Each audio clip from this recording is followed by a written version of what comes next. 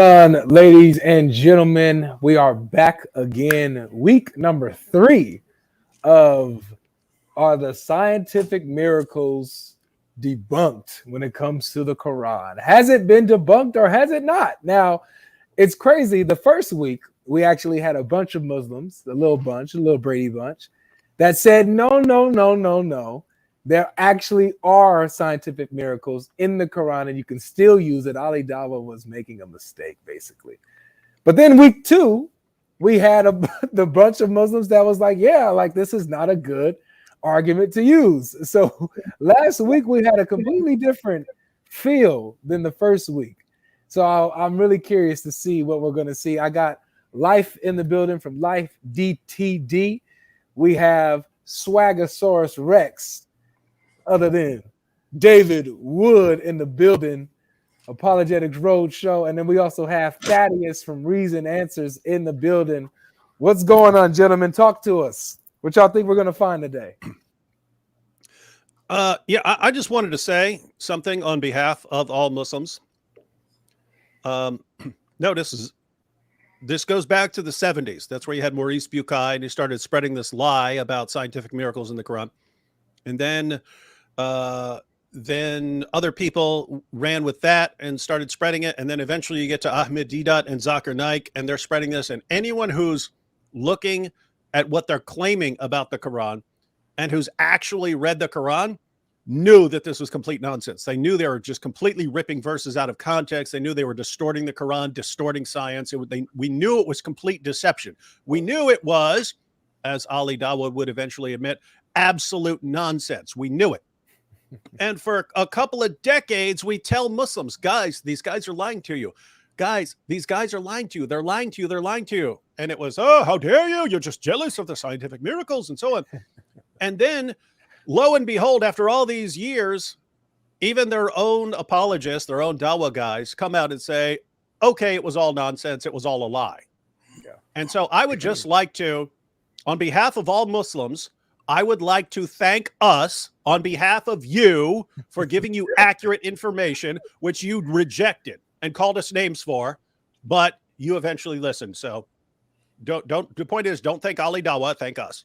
Thank us. We're the ones who inspired Ali Dawah to come out with this truth, with this fact, and gave him the courage to come out publicly and say that this mess was a farce, that these claims of the scientific miracles is crap. All right? He got it from us. We started it. We pioneered this. And so he's our son, and we're proud of him. And we are proud of that. We are. That is, what you think we're going to see today? Yeah, well, you never know. Sometimes you get Muslims willing to defend their religion, but usually you don't. Usually you just get Muslims who want to change the subject. Doesn't matter what your subject is. Even if you do a stream on the Trinity, they'll try to change it to something else, even though usually that's what they try to change it if you're on some other topic. So I don't think we're going to see too much argumentation, but I'm open to being proven wrong. Like Ali Dawah, I'm open to changing my mind on the scientific miracles. So we'll see what happens. We'll see what happens, for sure. And so we have a super chat that says, I'd like to know how David Wood's son is doing. Someone wants to check up. David, you mind sharing that a little bit? Or I don't know which son he's referring to. All right, send another super chat and tell us what son you're referring to. Yeah, he'll let us know.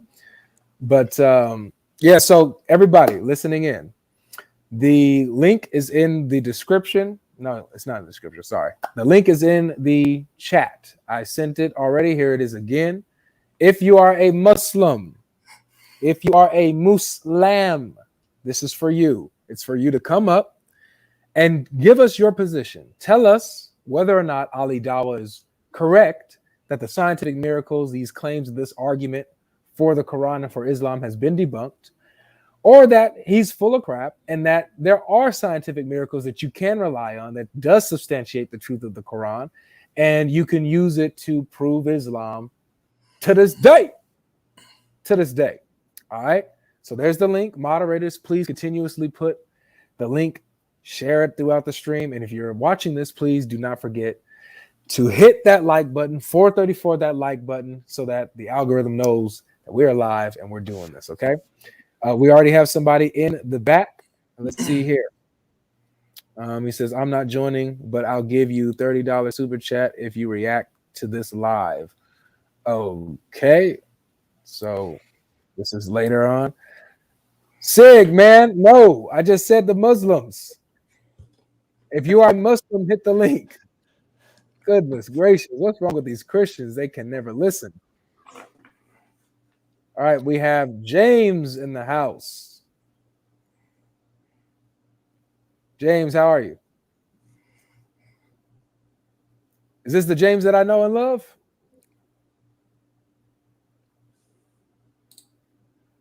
Hello, James. You there? I think this is the James. We got a mic, James. Get your mic hooked up. Got your settings adjusted. Hear me now? What's going on? Yep. Yeah, a little bit. Yep. Can you hear me?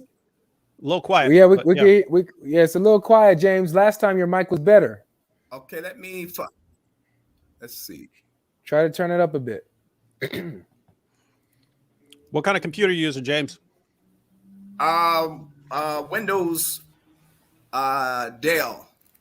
Okay. Yeah, I don't know how. Let's see. I only know Macs now. Well, if you it should. Let's see if you do this. Are you looking at this at the StreamYard screen right now, James? I am right now. Yes. Okay. Do you see the options where it says settings? Yes. All right. Click on settings.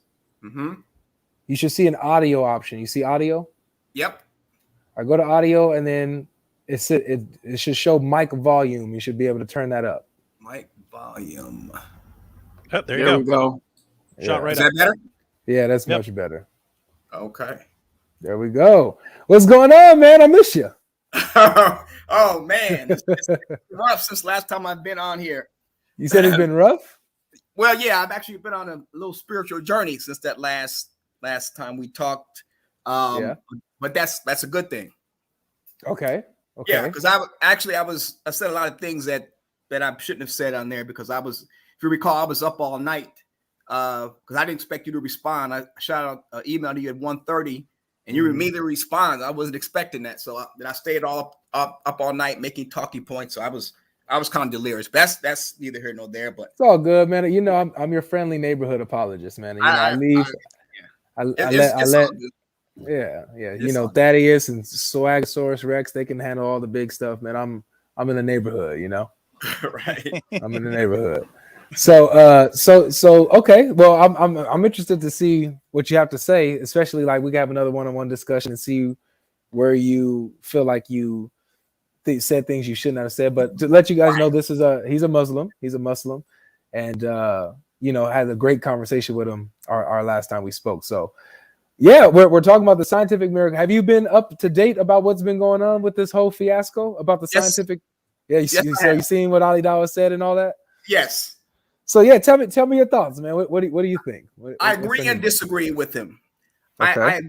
I agree that Muslims should not probably use that scientific miracles as a talking point to try to how can I say spread the religion to get people to accept it. But there are definitely some scientific and mathematical miracles in the Quran. That is without a doubt. Okay, for sure. All right, so I'm gonna let you continue in just a second. There's somebody else in the back. Let me see. His name is Ultralag. I do not want to debate you. I just want you to read what I sent you. Are you a Muslim? Oh, on Facebook. Okay. Well, all right. Thank you. I'll check it out on Facebook. But guys, if you're not here to come up and talk about the discussion, please go ahead and make sure that you do not hit the link because it's not for you. It's for the Muslims to come up and give their position. All right. So my brothers, you guys heard what he said. He said that he agrees with Ali Dawah in one sense that it's not a good idea to use that as an argument. However, there are scientific truths in the Quran. What do you guys got to say about that? Yeah. So can I ask you to clarify? So why wouldn't you use it as an argument if the signs are there? Are you saying that it's nothing that would require miraculous knowledge? It's just like something that a human being could potentially guess? Because Ali Dawah is not saying that the science is wrong. He's just saying, well, he's saying two things. One, he's saying that the science might change. And two, he's saying that when you try to interpret the Quran in light of science, you might misinterpret the Quran. Yeah, I mean, it's definitely have to be careful with it. I mean, it's not. I mean, we're talking about religion here, so it's not anything that's, cut and dry. But there are some things that I think that are pretty much solid. For instance, without going with the scientific miracles first, let's just first talk about things like, would you all agree that Muhammad can neither read nor write? No, I would disagree with that, actually. You disagree with that? Yeah. Okay, I thought that was something that was universally accepted. I'm willing to grant it for the purposes of your argument, because I grant it for the purposes of argument, and when I'm talking, I usually grant it just because it's a standard Muslim claim. But there are hadiths on both sides of this issue. There are hadiths that make Muhammad sound like he was illiterate, and there are other hadiths that make it sound like he was not. So, okay. Because I thought that was accepted. It's basically if it's being used in some sort, like, I'll grant it if we're just talking and Muslims say, but Muhammad was illiterate, and I'll say, okay, that's fine, and I'll proceed like that. But if it's being used as some sort of some part of an argument where there's no way to do this because he's illiterate, then it might come in there. But we're probably willing to grant. We're probably willing to grant for the sake of argument if you've got something that you can. Well, make I was saying, I was assuming it's hypothetically, if he were illiterate, either he was inspired by God or he's a super genius, because the things like day and night are mentioned equally, the same number of times throughout the Quran. If you count up the times the Arabic word day is in the Quran and night, they're the same. How many times is that, by the way? I don't know. I wish that's why I hate coming on without having to be prepared, because I actually can calculate that for you. Maybe I can get that later, but I don't know. I have done it. I have counted them before, but I don't have those numbers right now. And the only that can easily verify. Yeah, the only reason I was asking is because not with all, but with certain of the arguments that are based on mathematical parallels and so on. When I've looked them up in the past, it turns out that they were like, for instance, there was a claim that the word day is used exactly 365 times in the Quran. So isn't it amazing that the word day is used 365 times when there are 365 days in a year, when the actual way they got that was they only used certain forms of the word day. So they say, we won't count the, whatever it was, we won't count the accusative case, and we won't count this, and we won't count plurals and so on. So they got to it, but it was kind of by some gymnastics. So I was more wondering, is it like every occurrence of the word day added up equals the, every occurrence of the word night, or are they only taking certain forms and so on? But yeah, you can always come back with that and let us know, because some of this I admit I have debunked some things where I've seen that people actually were doing that type of cherry picking, choosing certain words and variations of them to make things add up.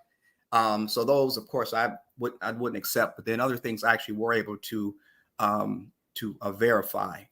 But one of the scientific things I believe that I don't think was known at the time of Muhammad, peace be upon him, is that iron is not made on the earth. It actually comes from the atmosphere. Have you ever heard that one? Oh yeah. No, it doesn't come from the atmosphere. It comes from iron. So iron takes a while to form in stars. Like at first, you've got hydrogen, then you've got hydrogen and helium and so on, and it takes a long time to get iron. But the earliest source of iron that we are familiar with historically is iron that came down in meteorites. So they're coming. Well, so what David's trying to say is atmosphere is, we know the argument, but atmosphere is not what you want to say. You want to say outer space. Well, it comes down because the Quran said it comes down from the heavens. So I'm just thinking, I say it's not formed on the earth, put it that way. And I don't think that was known at the time of 1400 years ago. I don't think that was known. Would you agree on that? First, David? No, we wouldn't agree with that at all. But yeah, this is good, and it's cool. We're all on friendly terms here. Yeah, of course. But yeah, you want to go ahead? You want to go ahead and so there are a couple claims here. Yeah, so there's multiple claims here, multiple ways to address this particular one, as is usually the case, and the multiple different reasons. One, there's the idea that's unknown. Two, there's the idea that that's what the Quran's saying, and then then there's the possibility that human beings could conclude this on their own fairly easily. So let's just start with what the Quran says.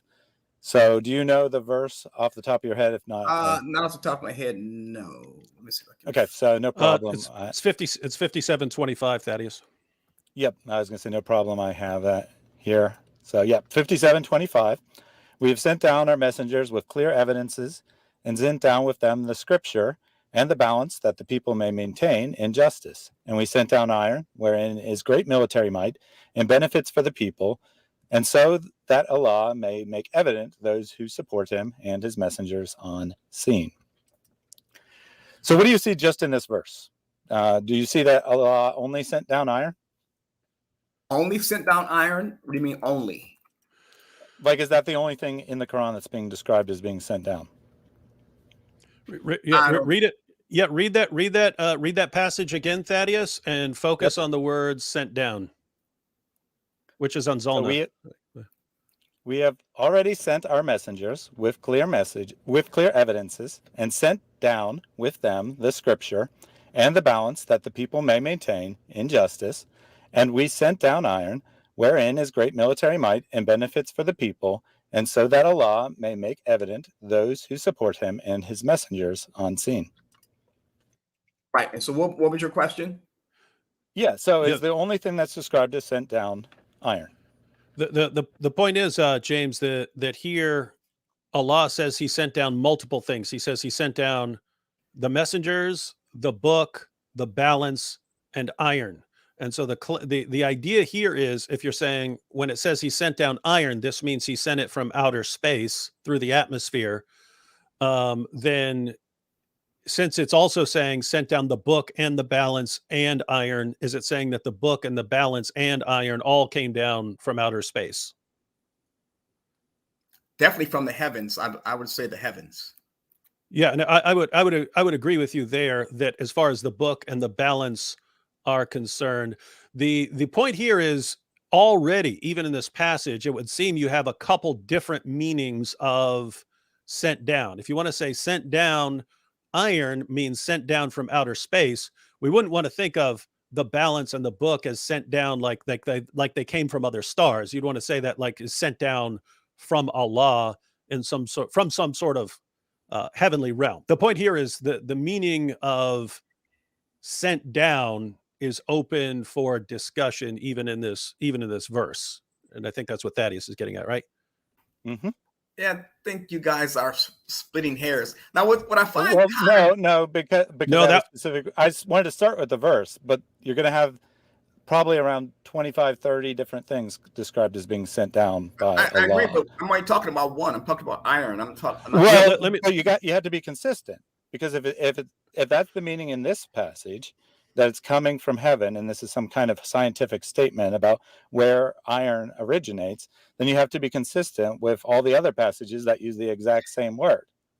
It can't be metaphorical in every single case, except for the one case where you can interpret it miraculously. Now, if you want to say it's always metaphorical, that's fine, but then you don't have anything scientific. So unless you're going to say that it's always it's always physical, right? Then you're going to have a problem. And here's where you're going to have a problem, because it's going to be all kinds of things that are beneficial to mankind are being said as sent down. Things like clothing, food, cows. They're all said to be sent down by Allah for the benefit of mankind. And then you see it on iron and you're like, oh, well, see, that's a statement that iron is produced in the heavens. Yeah, so let me just give a quick list, James, of things that, according to the Quran, verses of the Quran say that Allah sent down. So we've seen Allah sent down the balance. And we can look all these up if you want, but Allah sent down rain, Allah sent down manna, Allah sent down quails, Allah sent down cattle, Allah sent down clothing, Allah sent down the Torah, Allah sent down a surah, Allah sent down tranquility, Allah sent down angels, Allah sent down light, Allah sent down food, Allah sent down punishment, and Allah sent down iron. So the Right. point here is the way I read these verses is basically parallel to Allah provided this for you human beings. So why aren't you grateful? Allah provided all these things. He provided the book. He provided manna. He provided tranquility. He provided angels. He provided punishment. He provided iron. He sent all these things down. So in other words, to say it wouldn't make sense to say Allah sent down cows and like cows were formed in stars and then were sent down from outer space. So the point Thaddeus was getting at is if the Quran's just using the same terms to refer to Allah sending all these things down, and the most natural way to sort of reconcile these are just saying Allah gave human beings all these things in some way. Why is it that it gets to iron and you say, no, this is literally sent down from a star and not Allah simply providing it as in all these other verses? Yeah, like I said, I didn't say star. I just said the heavens.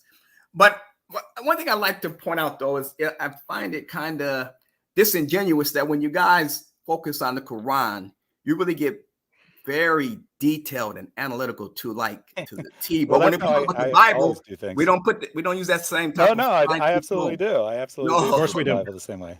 No, of course we do. I would have the exact same response to a Christian who argued for a scientific miracle in the Bible. If you say, oh, he says this right here, and this means this, I would say, okay, what about this passage over here? What do you do with that? Okay. So would you say that, I'm gonna get off topic here. I just want to ask a quick question. Would you say that there's any discrepancies in the Bible? If you're using the word discrepancy, sure. Yeah, sure. There are things that appear on the surface to be in conflict. And then once you look into it in greater depth and go into more analytical detail, to use your words, then you find out that there's not really a conflict, but there is a surface level discrepancy. I would agree with that. Okay. But that's kind of irrelevant to the topic here. Notice well, this it's is not necessarily relevant because I'm just saying the way you guys focus on the you've never heard me once in your entire life make an argument for a scientific miracle in the Bible. And the main reason is specifically because of this. So people will go to passages in the Bible like where it says God hangs the earth upon nothing, and oh my goodness, how could the Bible know that the earth is hanged upon nothing, or the circle of the earth, saying it's round and so on. It would never cross my mind to use any of these as arguments because you'd have these other passages which sound like they're saying something different. And so how are you going to go through that? So I don't use those, but my reasoning is the exact same with the Quran. It's if you're saying that this sent down iron he means sent down iron from space or from the heavens or something like that, some of these other passages aren't going to make sense at all. And so that's not setting the bar too high. That's just setting the bar at like a basic level that even the Muslims who are like before Ali Dawah, Hamza Tsortsis is the main guy who came out and said, we need to drop this argument because on the one hand, we'd have to know that the science is settled on some issue.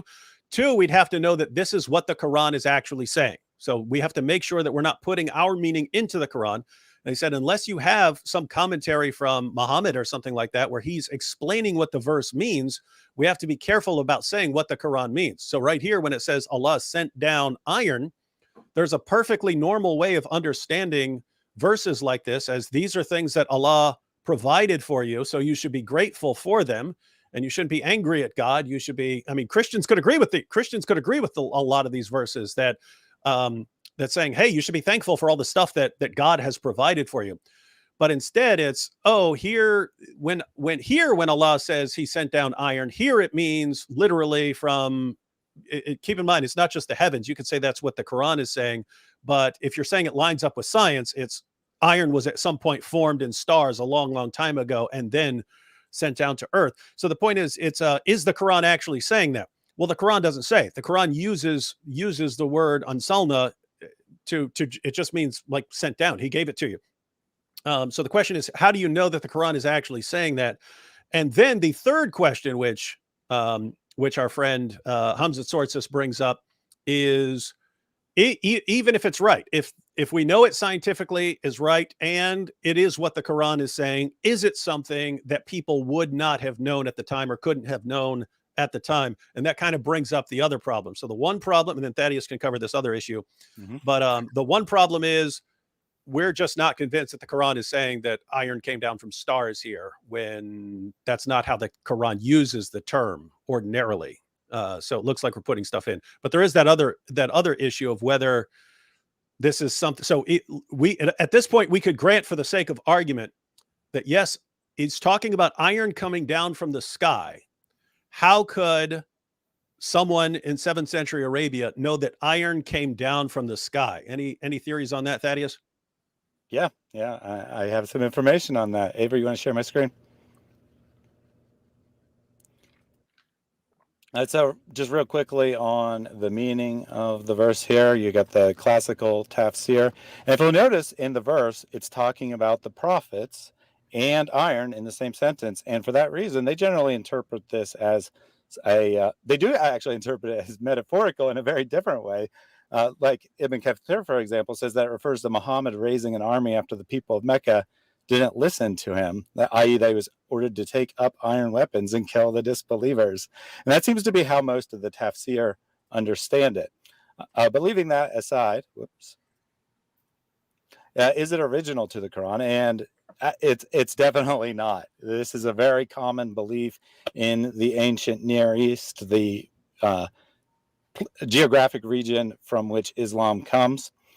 Egyptians called iron the metal from heaven. The word for iron literally means metal from heaven. They thought that all of heaven was made up of iron. And in addition to Egypt, several other cultures say that iron comes from space, probably for the same reason. And why it says same reason is because my previous slides asked whether it was observable or not. And the reason people determined that was from heaven is they watched meteors descend. They went and looked at where the meteor hit, and they found iron there. Or they just, even if they didn't see it descend, they see a big crater, they see the rock in the center, and they find iron. And this is where all iron in ancient society before the Iron Age came from, is they got it from meteors, because the iron that's in the rocks in the earth is very difficult to get out. You have to smelt it at a very high temperature. That's why the movement from bronze weapons to iron weapons marks a major change in human history, because the weapons are vastly superior, but there wasn't enough iron until people learned how to smelt rocks. So all ancient people, they knew iron only from meteorites. Tibetan, the word togsha means sky iron. So similar to Egyptian, their word for iron and says that it comes from space. Iron from meteorites was highly prized throughout the region. They used it as a form of currency. That's how valuable it was considered. Plutarch calls iron, along with lodestone, the bone of the gods. So he's also saying it comes from heaven. The Hittite texts speak of iron from heaven, and Samaritan texts do as well. So you see all these cultures that are in the same geographic region and predate Islam are all coming to the same conclusion that iron comes from space, even though that's probably not what the Quran means. If that is what it means, it was common knowledge at the time. So the point here is, before you get to the Iron Age, when people actually know how to get iron out of the ground, the only source of iron they had was meteorites. So a meteorite, you see a meteorite fall from the sky, you go over there, hey, this is made of actually some very good material for building things. So they could fashion some spearheads and so on from that metal that just fell from heaven. It's actually iron. And right. eventually they come up with other sources, way better sources of iron than just meteorites. But they thought of iron as this metal that falls from heaven. And so this was pretty common before Muhammad. Right. Well, I find that you guys say that it was common knowledge, but still that's not what it's saying in the Quran. So if it were common knowledge, then he probably could have known that and put it in and put it in the Quran. So how can you say it was something that's known, but then you can say, but it doesn't mean it in the Quran? If it was common knowledge. If that's what the Quran means, then it's common knowledge. So you have two reasons to reject it. One, that's not what the Quran says. And two, even if it did say that, it wouldn't be miraculous. So my position, if you want me just one position, my position is that that's not what the Quran says. Yeah, and so this goes down to, we're not the ones who came up with these rules, although I happen to agree with the rules. If you're saying here is some genuinely amazing, possibly miraculous scientific knowledge, accurate scientific statements in the Quran, and you're going to say, here's what the amazing thing is, Again, it's Hamza Sortsis who says, one, you'd have to show that the science is right. It's not something that's going to change next year or something like that. No, I agree with the criteria. Yeah. I agree with the criteria that should be judged by that. Yeah. So this fails two of the three criteria, because the second criteria is it what the Quran is actually saying? Do you know what the Quran is actually saying? I'm saying it would be perfectly natural, given all the other times the Quran uses sent down to refer to Allah simply providing something. Seems very, very natural to just say Allah provided iron for you. Why aren't you more grateful to Allah for providing this sort of thing? Then you additionally have the Muslim commentaries where this is saying that Allah is telling you to pull out weapons and stuff like this. He provided iron in the form of weapons so you could go fight these guys. So there's a question of what it means, even according to the commentaries. But then even if we granted, for argument's sake, no, this is saying that iron actually falls out of the sky and it comes from outer space, and that's what it's saying. So it means it literally fell from heaven here, if that's what the Quran is saying. So we'd say, okay, the second point is met, even if we knew it, which we don't. But if we did know it, then what Thaddeus was pointing out is everyone understood that's what iron is, because before they could make iron weapons, they all thought of iron as something that falls from space. So if everyone's going around saying iron is the stuff that falls from space, and your guy says, wow, God gave us iron from space, that would be accurate information, but the point of that information would not be, hey, here's something that's unknown. And this happens over and over again in the Quran, that it's something where Allah is giving you common knowledge, but telling you should be grateful for it. And that's a problem with some of these trying to go with the scientific meaning in some of these verses. I wouldn't necessarily even call it a miracle. I wouldn't call it necessarily a miracle, but it's just to me a scientific fact. If it were saying that iron came down from heaven, it's a scientific fact, not necessarily a miracle. Yeah, and by the way, it's because I was talking about this with someone last week, where I was saying that trying to claim scientific miracles for some of these claims kind of destroys the point. Like in Surah 22:5, people go to that and say it's accurate embryology. There are some problems with the embryology there, but the entire point of the verse is not, hey, I'm giving you miraculous scientific information. The point of the verse is Allah saying, wait, you guys reject the resurrection? You think a resurrection is impossible, that God can't put you back together? Right. He goes, think about how you're put together at the beginning. That's some amazing stuff. And you can't believe that Allah could do that again. So it's weird, because it's like in this, these verses are like, think about all the things that God has provided to you. Why are you not more grateful to God? If a human being gave you these things, you'd be grateful to the human being. God provides all this stuff for you, and all you do is grumble and complain and whine all day. It's like, I could agree with those points. These are actually good points. But for some reason, every one of these verses turns into, here's an argument for a scientific miracle that Zakir Naik put out for it. And so I can actually be glad that, Ali Dawa and Hamza Sorsis and so on are saying, guys, stop using these as arguments here, because it allows people to get to the real point of the verse, which is sometimes very interesting. No, I definitely, like I said, I started off saying I agree with him that it should not be used as an argument to prove that Islam is the true religion of God. I definitely, but just for me personally, some of these things that I've read and learned that I didn't know before, I guess are kind of mind-boggling to me personally, because I didn't know them before I studied them in the Quran. So, but then there's other things. I like to go more into the mathematical part of it, though, as far as even let's focus on iron. Just one quick second thing on iron too is, what is the core of the earth made of? Speaking of iron, it is made of iron. Iron, right? And so, how many verses on how many surahs are in the Quran? Which Quran? Which Quran? Yeah, that's Quran? A good question. I know of only one Quran. Well, yeah, because the other versions were suffocated. But basically, Abdullah ibn Masud thought the Quran is only supposed to have 111 chapters. Ubay ibn Ka'b said 116, and Zayd had the support of Uthman, and he went with the 114 that are in it today. Okay. Well, that's what I refer to, the 114. And if you divide 114 by 2, you get 57, and which is also 57 is that's the surah titled Iron, Hadid, Iron. So I thought that was something else that definitely I don't think, if Muhammad was illiterate, and that the fact that the Quran is not put together chronologically the fact that the current state of it is in the center. So let me ask you something. Do you know how the surah order was determined? I believe it was divinely compiled, personally, as a Muslim, of course. Okay, I meant historically speaking. So did Muhammad give the order of the chapters? He told the Sahabas where to put certain things as they were revealed. That's what I believe. That is not what your scholars would say. Yeah, they also are basically just ordered from longest to shortest. That's not true. I know that's not true. It's not 100% precise, but that's the general order, as longest to shortest. But do you want me to give you? I can pull up the scholarly opinion on this if you like. Yeah.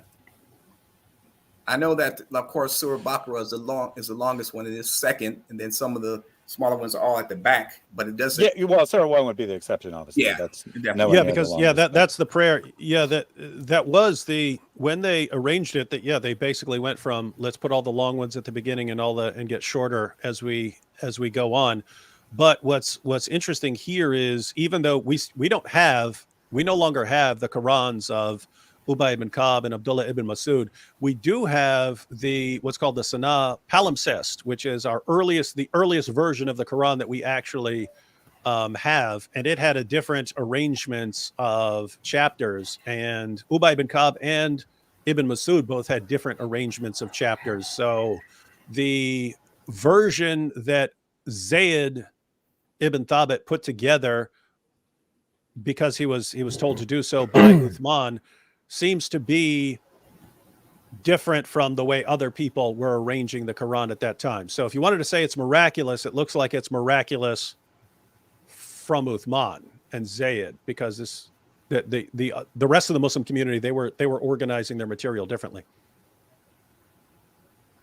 So this is from IslamOnline.net, a popular Muslim website, not my words. On their article, How the Chapters of the Quran Were Arranged, they say, but on the arrangement of the chapters of the Quran, there exist in it three opinions of the scholars. That it was divinely from the messenger of Allah, that it was the companions' effort, whereby they placed the long chapters at the beginning, and then they describe how they got to shorter and shorter ones. Or the third option, that some chapters were arranged divinely by the Prophet, while others were arranged based on the companions' effort. This is the preferred view of most scholars. So most Islamic scholars, most people who've studied this issue, believe the third, that Muhammad did say, in some cases, this chapter goes before this chapter, but for the most part, they were arranged later on, primarily on order of how long they are.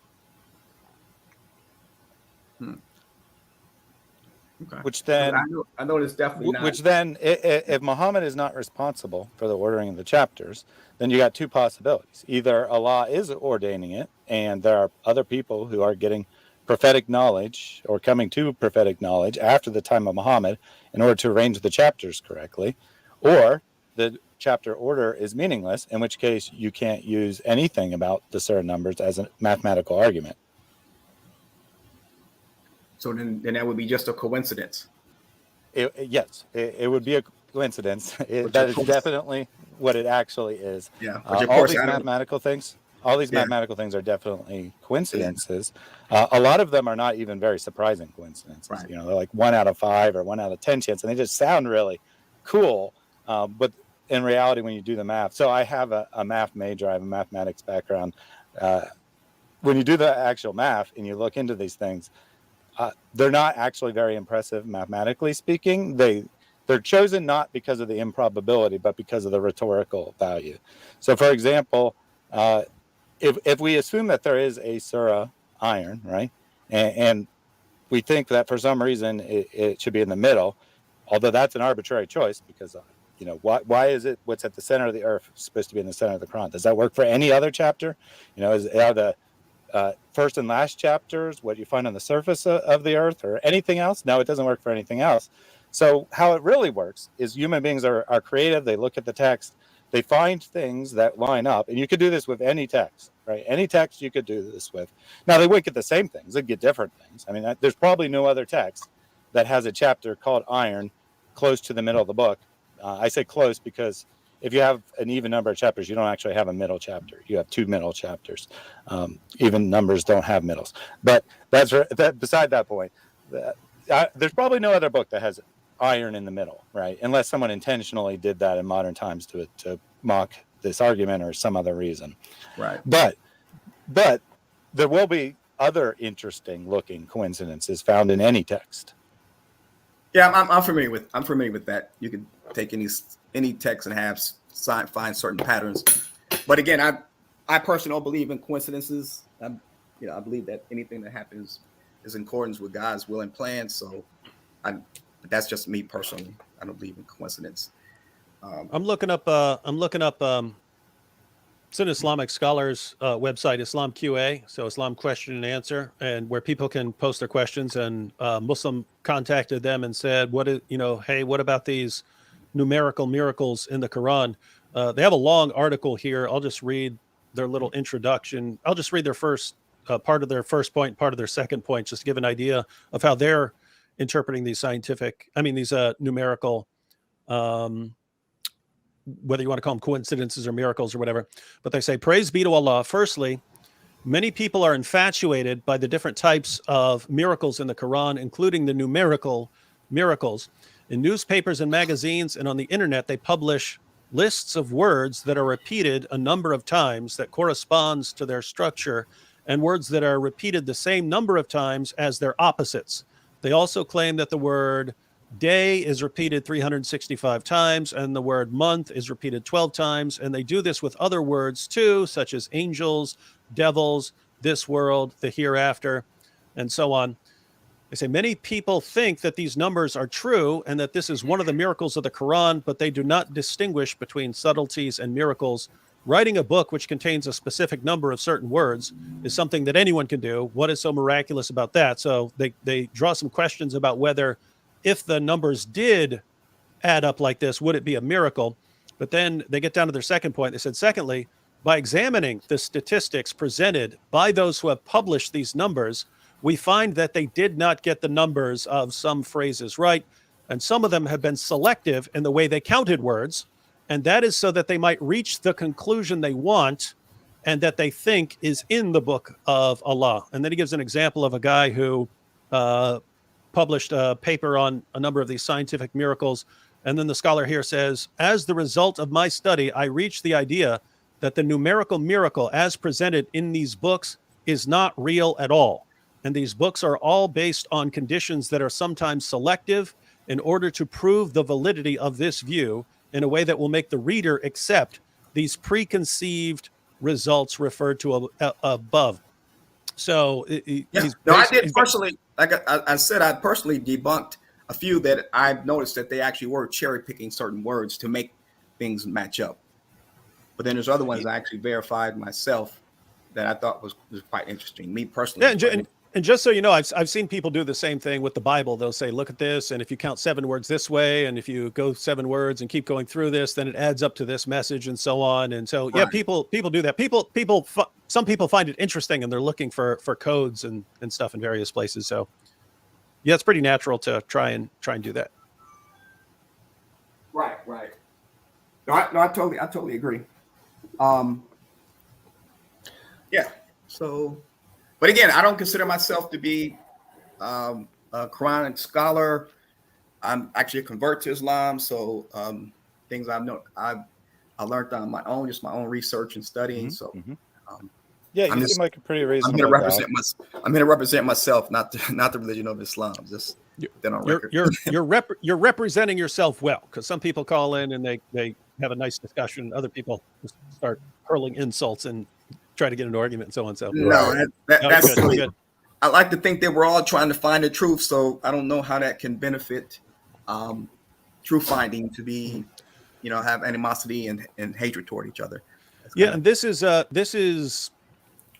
weird situation where you've got guys like Ali Dawa that we would normally be arguing with, and then he comes out and says, guys, we should stop using this argument because it isn't very good. And it's something like we respect people more when they're acknowledging, hey, we got this argument wrong, because that shows that you are trying to get things right and not just trying to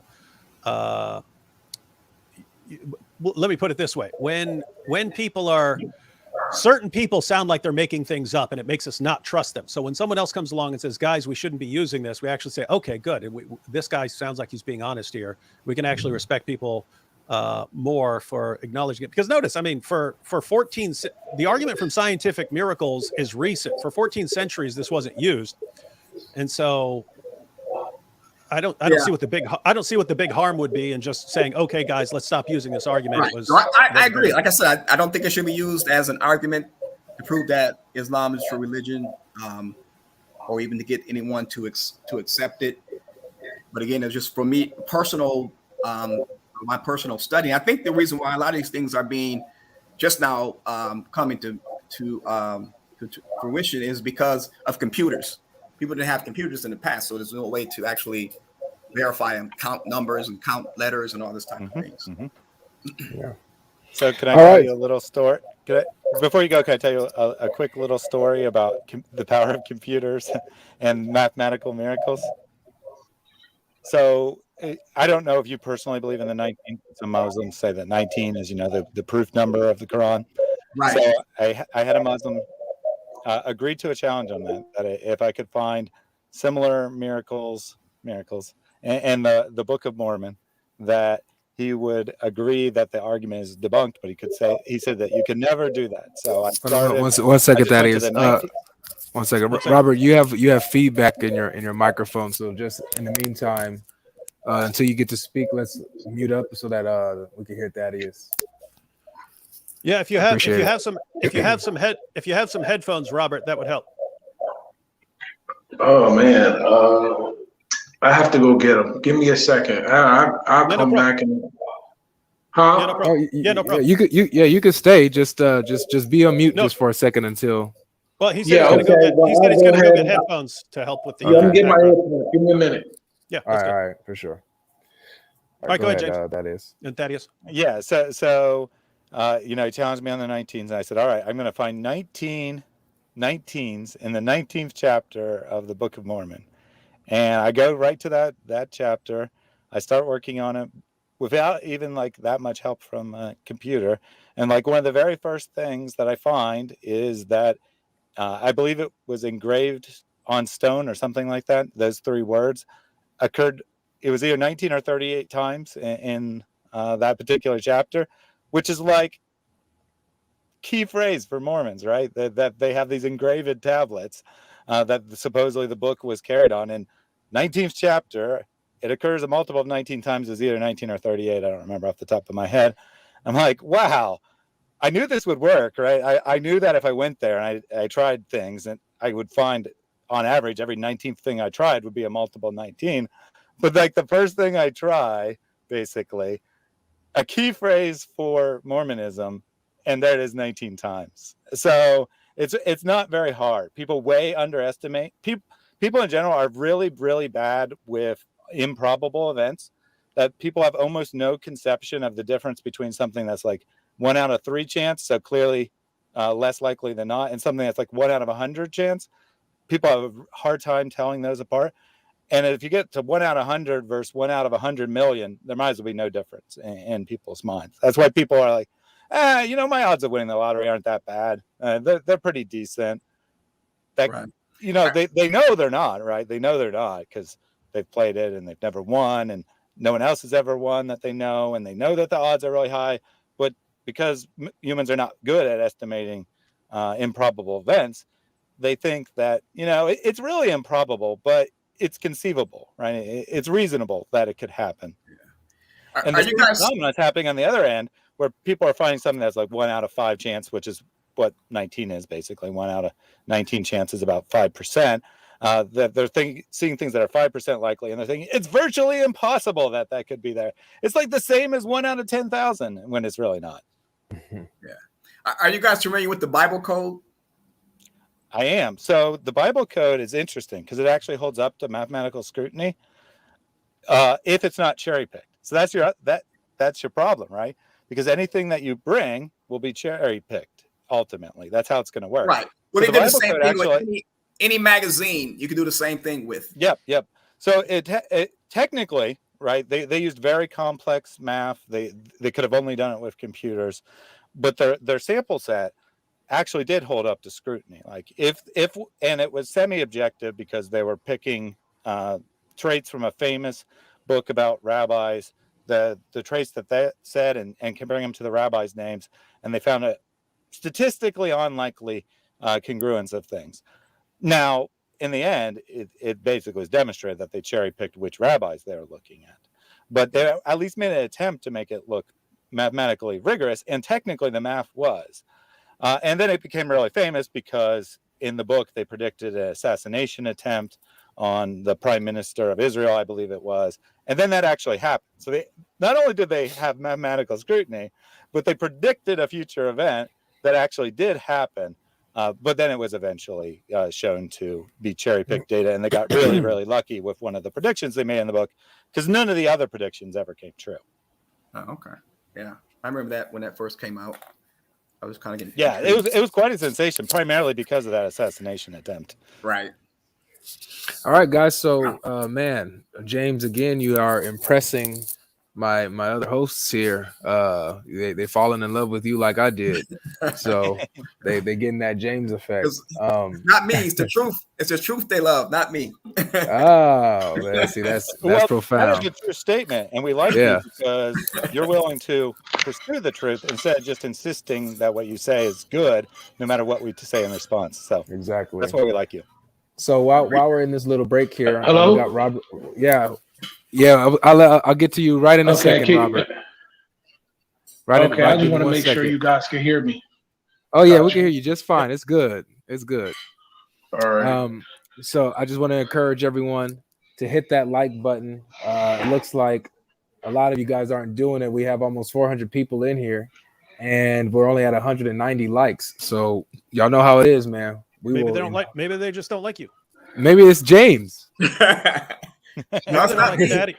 Maybe they don't like Thaddeus. Came out for me last time. No, they like James. Maybe it is Thaddeus. Who knows? It's got to be Thaddeus. Yeah, Thaddeus. I added my like to the stream, so you got one more now. Oh, that's what's up. Wow, he just now liked it. Listen, those of you guys who are watching this, please hit that like button. It helps push the video so that other Muslims can see that we are live and engaged with the conversation. All right, so hit that like button, 434, that like button. Please go ahead and do that. All right, let's get the likes up to 500. That's the goal. That's the goal. All right, so we got Robert Lawrence in the house. And you said you're a Muslim? Yes, sir. All right, so the question has been to our Muslim friends who join us, man, is basically what your position is when it comes to the scientific miracles in the Quran. First, I want to ask you, do you know what's going on? Have you seen Ali Dawa's video and things of this nature? I've seen a little bit of it, but I really don't too much watch a lot of the Dawa stations. Okay. I try. I mean, I watch some of them, but I'm not a big fan of it. All right, no worries. So let me put it to you like this. So Ali Dawa said that the scientific miracle argument for Islam, for the Quran, that has been debunked. It's a bad argument to use to try to prove Islam, and so Muslims should stop using that. Now, do you agree with that scientific miracles like this claim has been debunked, and this is a bad argument now to use, that Muslims will probably get embarrassed if they try to use this stuff? Or are you of the opinion that it actually is a good argument, that you can substantiate Islam with using the scientific claims that you find in it? Just real quick, I'm gonna step off here and go pray. I'll be back. Okay. Yeah, yep. Right. Come on back. Catch you later, James. Okay, I'm not going to be too long because I have to follow him out. But I really, truly don't think that using science would even matter. Science in of itself, it changes all the time. You know what I'm saying? But at the same time, I don't base my faith on science. If I believe in the Quran, I believe in it 100%. No different than you as a Christian believing in the Bible as it being the word or the what did most Christians say? It's the inspired. inspired word of God. So if you believe that the Bible is the inspired word of God, then no matter what any scientists say, you're not going to take that. You're going to take it as a grain of salt. And that's the same way that I believe. Ali Dawah doesn't speak for all Muslims anyway. He speaks for himself. And the thing is, he's not a scholar. So why should I take what he say as being something that I should look at in a great way? No, I just look at it as he has an opinion just like everybody else. But like I said, Allah in the Quran, Allah always speak that he said signs, not science. You never see the word science in the Quran anyway. He always speaks of his signs. So yeah, I mean, can you say, well, okay, this correlates to this and say this matches up? Then yes. But far as just saying like we need to use science, no, we don't have. If you believe something, you understand, and you have proof, then that's all you need. Science is not my proof. The proof is the Quran. That's the way I look at it. Yeah, so Robert, go ahead, David. Oh, I just wanted to toss in one thing, and then I got to go grab some more water. Yeah, I just wanted to point out, because this came up, it just came up a little bit when we were talking to James, and it came up last week, that the Quran is claiming to give signs here, and you had some people. This really started in the 1970s, where people started arguing that there are these there's this amazing scientific knowledge that couldn't have been known at the time and is only being verified today, that they were taking scientific confirmation as the signs, when again, as I was just talking about with James, and as we were talking about last week, it's kind of ruins the meaning of these verses, because a lot of the signs that Allah is saying that he's giving is basically what we call natural theology, pointing to something in the natural world.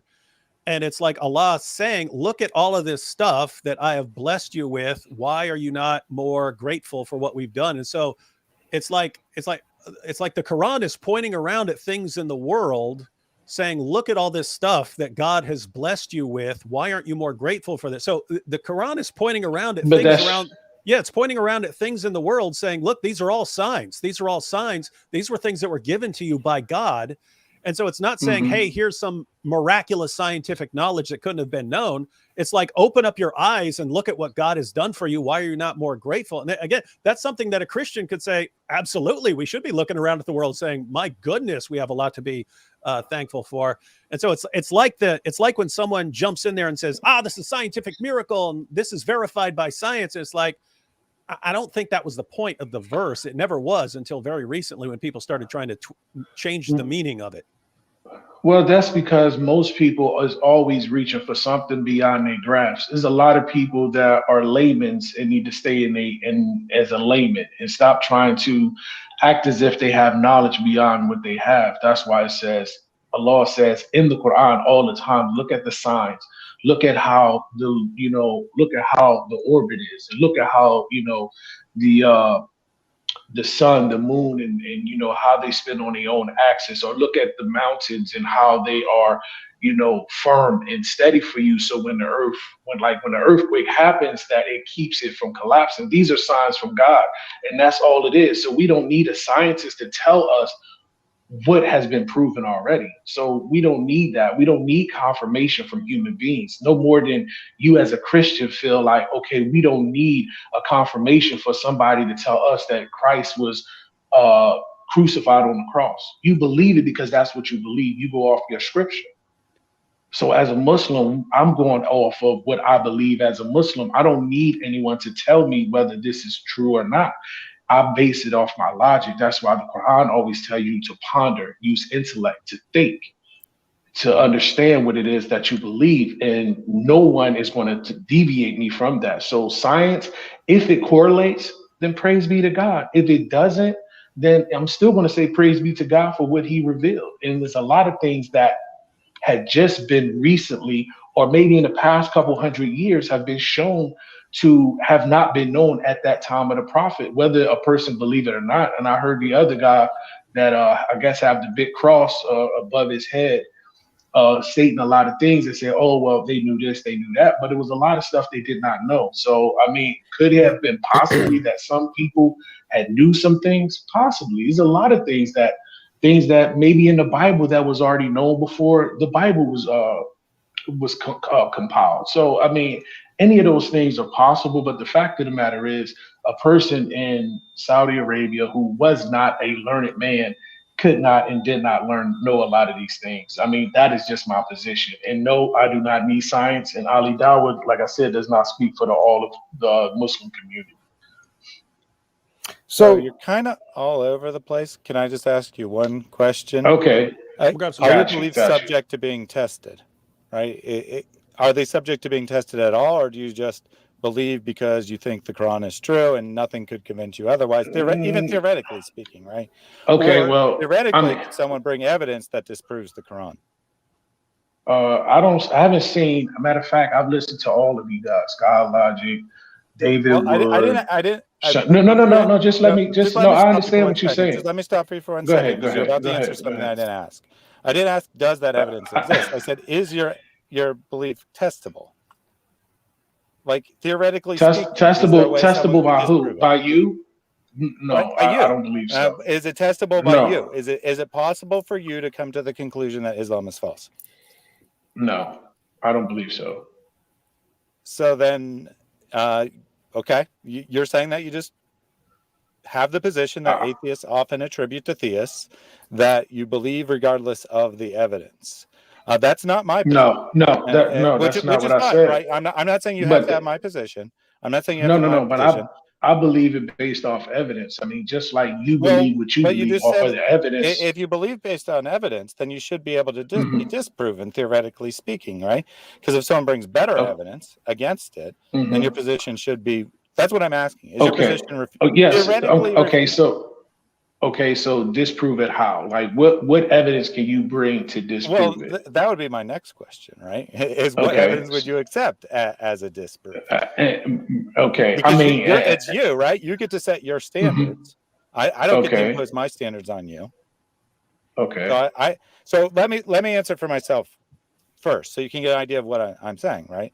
So if someone were to prove to me from a ordinary historical perspective, not a perspective of faith, but an ordinary secular historical perspective, beyond doubt that Jesus did not rise from the dead, then Christianity is false, and I'm not a Christian. That's not the only way it could be disproved, but it's an example, right? It's an example of what I'm getting at. I mean, so can you prove that he actually? My biggest thing is not whether, because in our reality, whether you believe that he was crucified or not, or was he risen from the dead, my biggest thing is that most people believe, most Christians, not all, because there are some Christians who do not believe that he's God, but most Christians, I know all three of you guys so far on the panel believe that he is. But we was talking about scientific proof, the science from the Quran, or it was debunked. That's what we was talking about. So my biggest thing is that I don't need science, right, or someone to tell me about science. I got you loud. That's what I came here for. Now, if we go to a different subject, and I agree. Science is the wrong tool to test the truth of Islam or Christianity, and that's because they're both history-based religions. If they're science-based religions, then science would be the appropriate tool. But they're both history-based religions. They make claims about his history, like factual history. So historical analysis is the proper method to test them, and that's how I test my Christianity. That is my preferred. It's not the argument every Christian will give you, but me personally, that is my preferred argument for arguing for the truth of Christianity, is to apply the historical method to the scriptures and see if they hold up to historical scrutiny, and they do with flying colors. And I don't agree with that, but you can finish. Well, I imagine you don't. With all due respect, I imagine you have never tried to apply historical analysis to the Bible. No, I mean, well, of course, I'm not a theologian, and nor am I a scholar of any sense. But I mean, I was also. I mean, I didn't just. I wasn't a Muslim my whole life, to tell you the truth. I mean, I grew up in the church. I actually used to hold Bible study, so I kind of understand and navigated my way around the Bible. I will never say that I understood everything, but it was a lot that I did, and I took my faith and my belief very serious. I mean, like I wish, like most people should. I mean, this is not for play. Your salvation is at large, you know, whether you go to heaven or hell. Absolutely. And I think all people should definitely take serious what they say they believe. You can't have 1 foot in and 1 foot out. You know, you just playing games. And I take my religion very seriously. So, I mean, like I said, we talking about the scientific thing being debunked with Ali Dawah. Like I said, I don't base my faith off of science. I base my faith off of, you know, what is proven in Islam over the last 1400 plus years have proven to be the truth in the fastest growing religion in the world, not just based off of a bunch of people having kids, but based off conversion. And yeah, some people actually leave Islam, but that's fine. Yeah. So pause for 1 second. So it's up to Avery whether he wants to go to another call, because you already said the scientific argument's irrelevant to you. Yes. Which is the topic of this. So it's up to him whether he wants to continue this discussion. But if he does, then I have some questions for you. Okay, I mean, but to be perfectly, I'm honestly fine with it, because it seems like everyone that's coming on, they are saying that they are like don't need the science and stuff like that, and so I think it's okay to get into the nitty gritty of whether, like, why they say Islam is true. I'm fine with going that direction. Are you guys with that, Thaddeus and Swagasaurus Rex? By me. But I would love to stay on the podcast. I would love to stay on your podcast, because in all reality, regardless if I agree with you guys or not, I do watch y'all, because I do understand that everybody has a difference of understanding. And so therefore we can go back and forth, but I do have to pray, and I just got off of work. So I would love to, if I have another time, I will be coming back, because I would love to have an interaction with God Logic. I do see him a lot. He's like all over YouTube and everywhere else. And so Mr. Wood also, he's very well known. And you, the guy who I've been talking to, interacting with. So I imagine that's fine. And that's fine. I mean, and I'm pretty. You don't know me, so but it's fine. Yeah, I don't know you, but let me just tell you, my channel's Reasoned Answers. You know, see right there on the screen, Reasoned Answers. I do open call-in shows similar to God Logic. So if you're interested, feel free to call in anytime. I will. So actually, I do two things. One is just an open call-in where, you know, people in the audience can call in, or I also give Muslims the opportunity to schedule a time where they will get the primary attention, rather than, you know, luck of the draw, whether you get attention that day or not. So if you're interested in either of those things, check out my channel. You can find my email there if you want to contact me. And I definitely would, because I definitely like listening to. Because listen, man, my faith is the biggest thing, and I do like to hear other people arguments on why, not arguments, but discussion on why they believe what they believe. And some things I feel are valid, as far as believing in Jesus, because I believe Muslims, Christians, mainly Muslims and Christians believe in Jesus, and of course the difference is who he is. And that's the things that I really like to listen to and to discuss, because that is a very important subject. Our salvation all depends upon it. Yes, I would love to call back in. If you got time tomorrow, I can stream tomorrow. If you got time. Okay, I have more than enough time. I will definitely try to cut out a piece of time to get back on here. All right, so look. All my like, you can hit me up on anything, email, Instagram, whatever you use. Everything is in the description. So hit me up tonight when you're signing off on this. Hit me up, say, hey, it's Rob. I was just talking to you. And so then we can try to set something up, okay? Set a time you are on the East Coast or West Coast? I'm on East Coast. All right, well, East Coast time, okay. Yeah, so just hit me up and let me know, like, if after you get off work, if that's better for you and stuff like that. And just let me know. We'll set it up for tomorrow, okay? Yeah, I'll try to, man. I'm not going to promise. I don't believe in or like any. It doesn't have to be tomorrow. Yeah, because I have anytime. Yeah, because I have a lot of engagements. My wife, she does a lot of things, so I try to be there for her. So I'll try to be there, but I would definitely like to talk to you and Mr. Wood. Let me know. Let me know when it's good for you. It don't got to be tomorrow, but just hit me up on any of my handles, man. I stream often, so. Yeah. All right. Okay, no problem. All right, man. Y'all guys have a blessed day, and yeah, like I said, science does not speak for Islam, and I mean, I'm pretty sure as y'all Christians, y'all don't even budge when it comes somebody try to talk about science is trying to debunk your faith. So, yeah, but All you right, take guys care have of a yourself, blessed day. man. Take care. Take All care. right, man. Thank you. All right, have a good one. All right. Wow, man, we're getting some. What, this 2 weeks in a row? What's going on?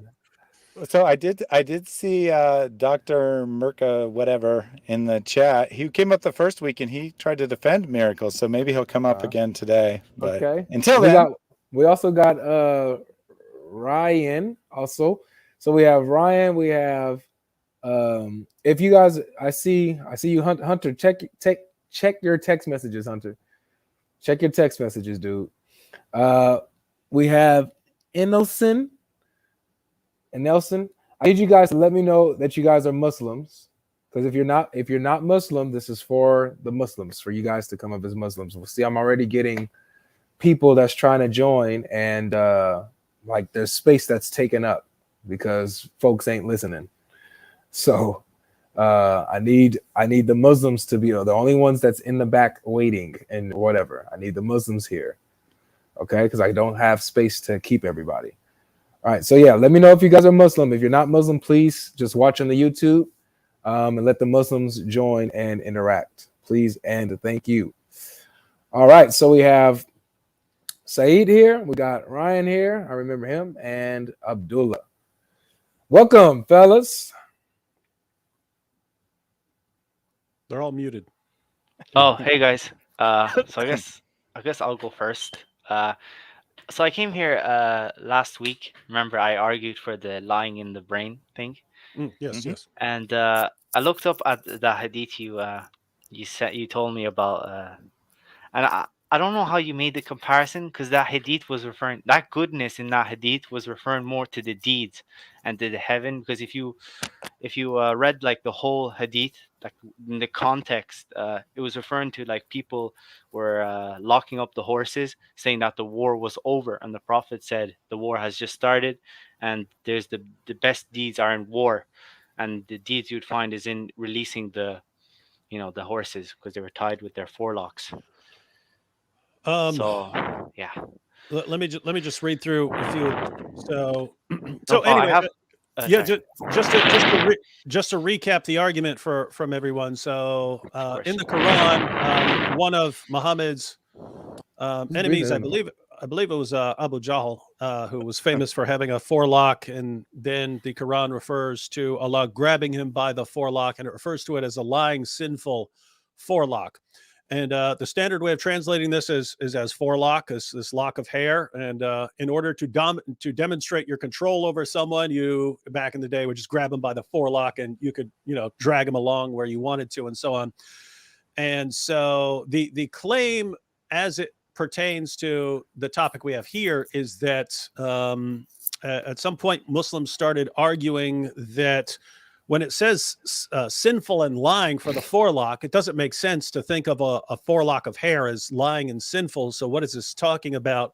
And so the claim then was this actually refers to the front part of the head, which would include the front portion of the brain, and that therefore the Quran is giving miraculous scientific knowledge that lying is part of the front part of the brain. And so hence the miraculous scientific knowledge. And so that's the general argument. And so when do you say you pronounce it like Ryan, right?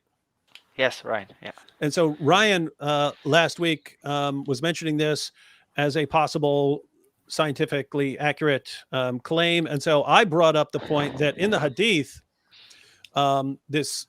you have claims about forelocks and so on that's used of horses, but he refers to goodness in the forelocks of the horses. And so I pointed out the way I've never been given any sort of explanation for why the Quran is attributing goodness or badness to forelocks. I mean, why the Muslim sources are referring to forelocks as good or bad or something like that. The impression I got, I do not know that this is correct, and maybe a Muslim commentator can explain this.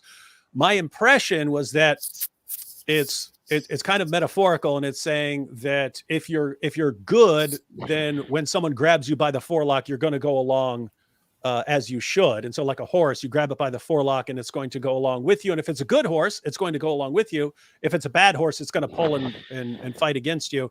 And the same thing with a human being, that if you grabbed an evil human being even if you were trying to guide him where he's supposed to go, he's going to be kicking and screaming and fighting against you. And so that would be like a Muslim assessment of the character of Abu Jahl, is that there are people who are trying to guide him. And if Allah were to grab him by the forelock, this dude's going to be he's going to be bad. His evil's going to be demonstrated by that. So that's been my perspective. That's just how I read these passages. But Ryan, you're saying that the word, I mean, I'm looking at these passages. I'm looking at these hadiths. I saw the messenger of Allah twisting the forelock of a horse with his two fingers and saying, goodness is tied to the forelocks of horses until the day of resurrection. So there, it's goodness is tied to forelocks. So that is Sunan An-Nasai 3572, Sunan Abu Dawud 2542. I'm just looking these up as they're popping up. Utbah heard the messenger of Allah say, do not cut the forelocks, manes, or tails of horses, for their tails are their means of driving flies. Their manes provide them with warmth, and blessing is tied to the forelocks. So there's something that's good that is in the forelocks. Mishkat al-Masabi, the horses have good tied in their forelocks till the day of resurrection. Blessing is in the Sunan An-Nasai 3571. Blessing is in the forelocks of horses. There is goodness in the forelocks of horses till the day of resurrection. That's Sunan An-Nasai. Goodness is tied. So there's a bunch of these talking about goodness in the forelocks of horses. So my only point is, if these claims about forelocks are actually talking about the brain matter of horses, that is the claim then that this is amazing scientific knowledge of goodness in the brains of horses or something. In other words, long story short, it seems like there's a perfectly natural, normal way for reading these passages which isn't talking about the brains. And so to claim that these are actually talking about the brains, that I don't know, it just looks like a stretch to me. That's all I'm saying. But you said you've looked some things up. Yeah. So so you would agree with the Quran that it's referring to like a person's action and their will to do something, like lying or whatnot? Would you agree that the Quran is referring to that? Yeah, I think it's metaphorically. I think it's metaphorically. But Thaddeus may have a completely different perspective. But yes, I have no problem with you thinking it's metaphorically. But like, would you agree that it is like actually talking about someone's actions? Like even like the reason why God dragged the person. It isn't. So let me clarify. Is it describing the character as being lying and whatnot? Absolutely. But is that the reason he's being grabbed by his forelock? No, that's not the reason he's being grabbed by it. What is that on your camera? Is that a cat? Yeah. This is our lying, sinful cat. So I have a relevant hadith that will demonstrate why I think the individual is being grabbed. If you want to share that, Avery, real quick. Yes. Just really quick. Enelson, I see you in the back channel. You're not a Muslim, but you want to debunk the Trinity and stuff like that. This is not the stream for that. However, join me on my other streams. You're more than welcome to come up and we can talk about the Trinity, okay? Hello. This is directed towards our Muslim friends here. Hello. We can hear you, but hello there. How are you? I can easily explain this.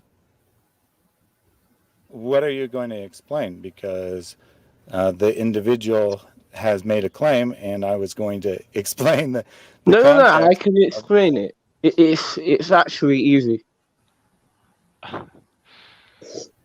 Go ahead. I suspect this individual is not a Muslim, but go ahead. Yeah. So sound like a troll. Are you a troll or are you serious? It's absolutely.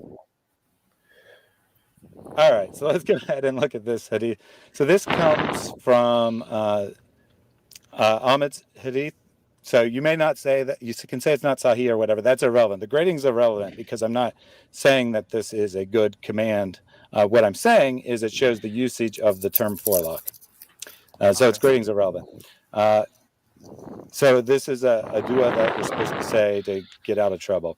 O Allah, I am your slave, son of your slave, son of your maidservant. My forelock is in your hand. Your command over me forever executed, and your decree over me is just. And then it goes on. So what does it mean to have someone's forelock in your hand? It means you have control over them. So the Surah 96 is revealed in response to an opponent of Muhammad who is giving him trouble. And then the surah is revealed that your lying forelock is going to be in the hand of Muhammad, basically, that you're going to come under his control. Hold on. Say that last part again. What do you think the Quran's talking Yeah. about? So I should have said going to come under Muhammad's control, but rather that you're under the you think that you're opposing Muhammad's prophethood, you think you're accomplishing something, but Allah is going to grab you, right? Yeah, Which right. you can say that means Muhammad will be. That part's irrelevant, whether Muhammad actually takes control of the individual or not. But the point is that he's not in control, right? He's lying. He's making stuff up against Muhammad, but he's going to be grabbed by his forelock like a slave would be, and dominance shown over him, either by Allah or Muhammad, however you want to interpret that. Right. So then how do you explain the next verse then when Allah says he specifically mentions the forehead and calls it lying? How would you continue over? So okay, let's just say the dragging is talking about domination. Fair enough. Right. So it's just continuing. Right. So it's just continuing the the theme, right? Because it's already mentioned that. So it's then explaining that he's lying. The forelock, in this, and my suggestion here is how you control an individual. So you have control over the lying individual. The forelock that you have control, by analogy, is lying. Right, but you would agree that this, in this thing you reference here, my forelock is referring to he's in control of him, right? Right. That's this. Yeah. So this dua is supposed to be a Muslim submitting to Allah, saying you're in control over me. You have your forelock in your hand, my forelock in your hand, which wouldn't make sense if it's like your center of decision making or intelligence. That wouldn't make any sense unless you're saying that Allah is making you do stuff, which I don't think is at all what they're saying here. They're saying that Allah is what you're looking towards, he's in control in the sense that you're following his commands. You acknowledge your status before him, but it's not saying that your decision making, Allah controls your decision making. That's not what it's saying at all. Mm-hmm. Yeah, and I would agree, but except I think the difference here is this one's talking about specific. Okay, you have control, while the Quran is specifically talking about persons his decision making. I think that's the difference here. It's one. Well, I don't think the Quran's talking about his decision making. I think the reason that control is being given is because of the lying. That's what I'm saying. Well, I mean, if I'm not mistaken, in that chapter, Allah does talk about Abu Jahl's bad character and stuff like that, doesn't it? And then in reference to that, he's going to drag him, and then he calls it again lying, sinful forehead. So, exactly. So you even get the individual's name, which I didn't recall off the top of my head, but Abu Jahl is a opponent, his bad character, that he's going to be punished. So he's grabbed by the forelock, control's taken over him, and then the summary of why he's being taken control of is because he's a liar. Yeah. So again, Allah is he's talking about him based on what the decisions he's made. So then when he says, "Oh yeah, lying, sinful forehead," he's referring to the actions that he made, and then he specifically mentions the forehead. While this one, go ahead. Right. So what we're disagreeing, we're not. Everything you say is correct, but I'm disagreeing that Allah is calling out the forehead as an analogy for his decision making. Rather, he's calling out the forehead because that's how you take control over an individual. That same idea with the horses, right? You're grabbing the horses by their forelock and taking control over them. That's why so many horses are being described by their forelocks. Right, but the horses I already mentioned before that it's a reference to the good deeds that you'll get for doing jihad. That's even in the longer version of the hadith, the Prophet confirms this, and I can send a reference if you'd like. But again, See, so if I understand this correctly, So I think what we're missing here is that I'm saying there's nothing special about forelock. That's ultimately what I'm saying, is that the term forelock has nothing to, it doesn't convey any special meaning, right? That it doesn't add any meaning to the passage, which means if it doesn't add any meaning to, like the horses passages, and it doesn't add any meaning to this passage, then you can't say that it's referring to the decision-making portion of the brain, which is in the head behind the hair in the front of your head. That's what I'm trying to get at. Yeah, I'm trying to get at that there's nothing special, that the phrase is an idiom for taking control over someone. So it's not really about that particular body part. And since it's not about that particular body part, then you can't draw an analogy about the brain function that we've discovered since then. Yeah, so I have no problem with saying that the hadith, you can't say it's from the brain, because like you said, it's referring more to dominating the guy. But again, the Quran, I feel like, is different. It's talking in a different context, because it is specifically mentioning about the person's actions. And then he's saying, I will take control of you over you. But then Allah goes back again and mentions the forehead, describing this person's forelock. Because he specifically mentions forelock. Elsewhere in the Quran, he would say something else like a person's heart or whatever. But in this specific passage, he talks about forelock and he calls it sinful. And so why would Allah say specifically that the forelock is lying and sinful? Why does he I think I think I would just be repeating myself, so I'll ask David if he can maybe put it a different way. Yeah, no problem. I understood what you meant. You referred to, like, okay, it's not special because it's just right. Yeah, I don't think that Allah or the author of the text is intending to draw an analogy about brain function. Yeah, and I'm looking at some more of these hadiths. So this is from Malik's Muwatta. Yahya related to me from Malik from Zayd that the Messenger of Allah said, when you marry a woman or buy a slave girl, take her by the forelock and ask for barakah, so ask for blessings. So you marry a girl or you get a slave girl, you take her by the forelock, and that's when you ask for blessings. So there's something connected there. And then also Malik's Muwatta, Yahya related to me, blah, blah, blah. Abu Hurairah said, the one who raises his head and lowers it before the imam, his forelock is in the hand of a shaitan. So if you are not in sync when doing your prayers and so on, it's because Satan has you, or a demon or something like that has you by the forelock. He's controlling your actions. Wait. Can you read that hadith one more time? I'm sorry. Just one more time. I just thought, if you don't mind. Sorry. The one who raises his head and lowers it before the imam, his forelock is in the hand of a shaitan. So the one who raises his head and lowers it before the imam. So if you're out of sync during your prayers and stuff, and at least that's how I'm interpreting it. His forelock is in the hand of a shaitan. And then Sahih Muslim narrated Abu Hurairah. Abu Salih used to command us in these words, blah, blah, blah. When any one of you intends to go to sleep, he should lie in bed on his right side and then say, "Oh Allah, the Lord of heaven, the Lord of earth," prayers. I seek refuge in thee from every evil thing thou art to seize by the forelock. So Allah seizes the evil things by their forelocks. And then in parentheses says, meaning he has complete control over it. So anyway, the long story short here, we read all of these passages, and it seems like a completely normal way of communicating that one person can control another person by the forelock, that Allah can control people by grabbing them by the forelock, that even evil people like Abu Jahl, Allah can grab them by a forelock. And so to sort of come in the middle of all this and then point to a verse and say, when it says forelock here, it's actually referring to the prefrontal cortex of the brain. That would be a very odd way to understand any of these passages, given that it's completely normal language to talk about grabbing someone by the forelock, and even saying that you can have a good forelock or you can have a bad forelock, depending on what kind of person you are. It seems very natural to be talking about this as some sort of metaphorical representation of, like, your whole character. It's hanging out in front of your face, and you can fight and kick against it, or you can be good and go along with being guided.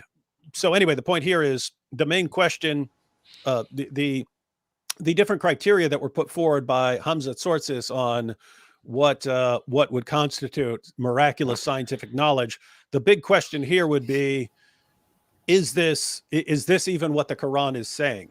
And it doesn't look to me like, put it this way, the Quran could be saying that, but given that that's totally non-standard usage, it doesn't look like anyone could show that that is what the Quran is saying, unless they've got something that goes, some commentary from Muhammad or his companions or something like that, saying that it's referring to the brain or something like that. Yeah, that's fair. So I personally would argue this like from the plain reading, and all the one thing I would mention as well from the hadiths you mentioned, like all those you mentioned all refer to like taking control of someone, right? But it doesn't talk about per se a person's actions like it does in the Quran. I know the other guy, I don't remember your name. You claim that no, it's still talking about a person's control.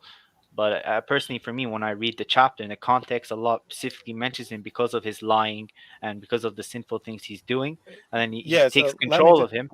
Oh, wait, sorry, let me just reread the verse so we're clear here. So Sahih International, no, if he does not desist, we'll surely drag him by the forelock. Now the next verse starts, but it's really just the same sentence, so it's all one sentence. Drag him by the forelock, a lying, wrongful forelock. So I think that it's describing his whole character, right? That it's not talking about his brain making bad decisions, but rather it's saying he is a lying character, is what it's saying. Well, in like other passages, when Allah mentions like a person's whole character, he always refers to a person's heart, or in general, he would literally say this kind of person in a singular kind of way. But it's only this specific passage Allah decides to specifically target the forelock.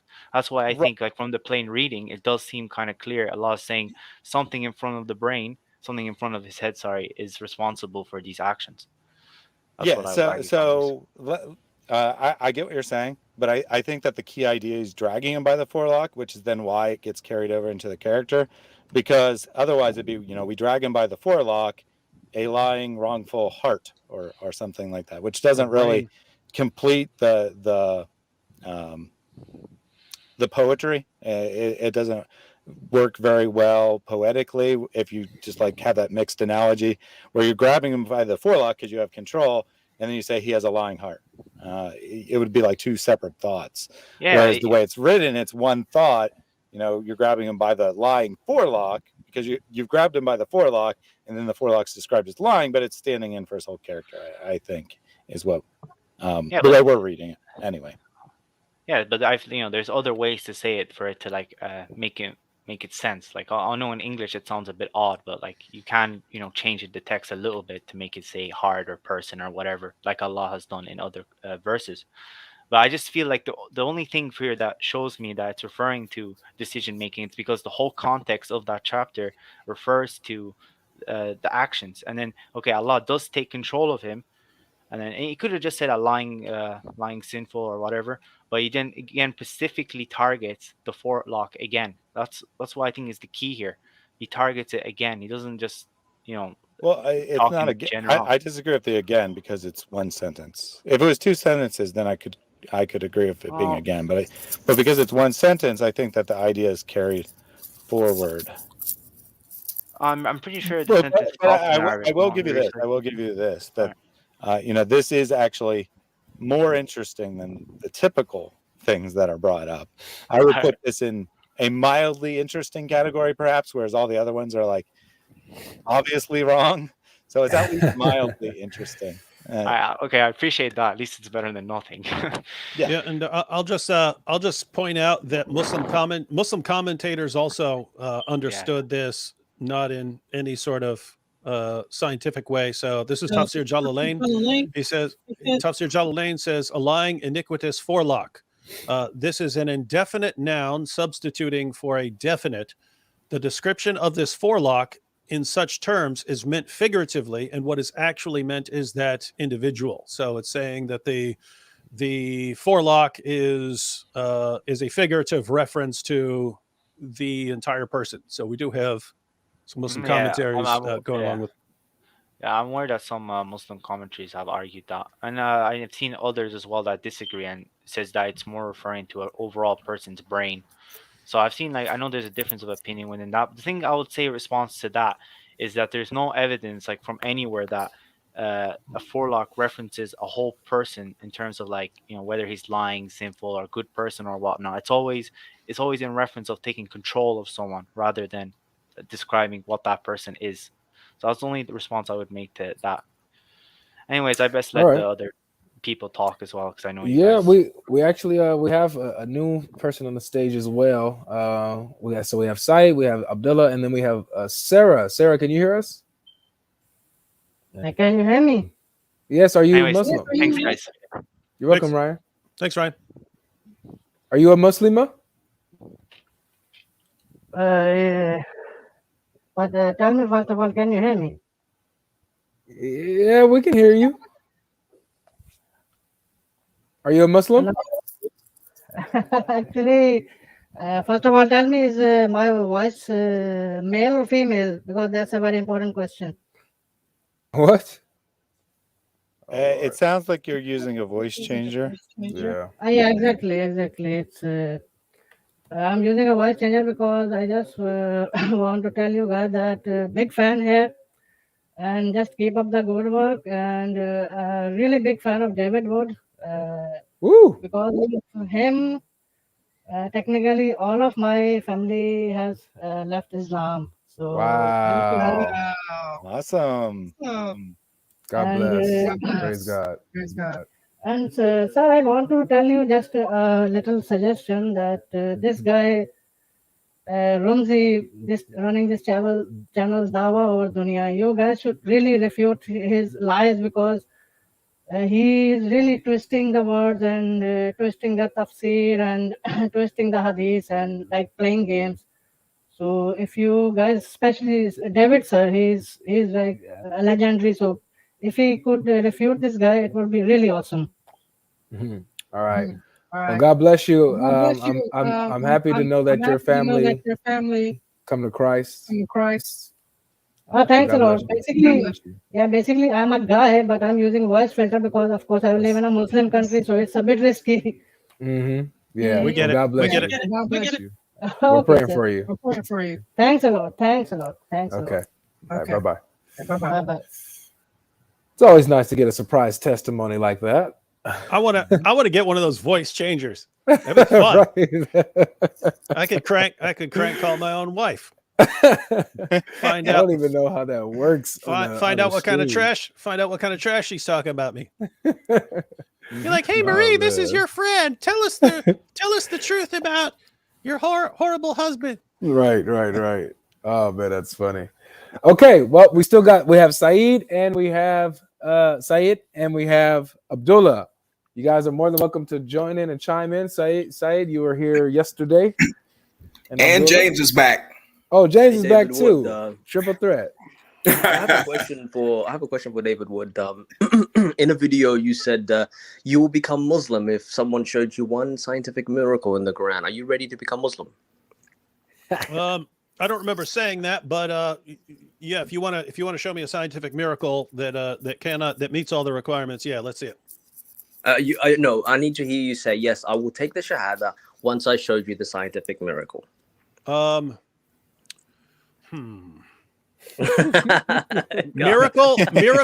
Scientific miracle that can only come from God. Yes, I'll go with it. Go ahead. Okay, well, can someone share Quran 456? Chapter 456. Abdullah, you guys are more than welcome to join in and chime in. Chapter 4, verse 56.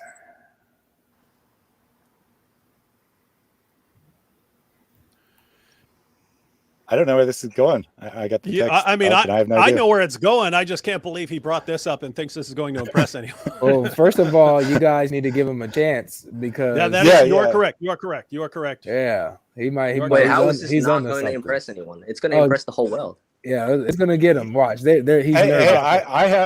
I'm already about to convert right now. Yeah, they're nervous. They're nervous, Abdullah. That's I'm what pretty it sure is. I haven't heard this particular claim before, so I might be very impressed.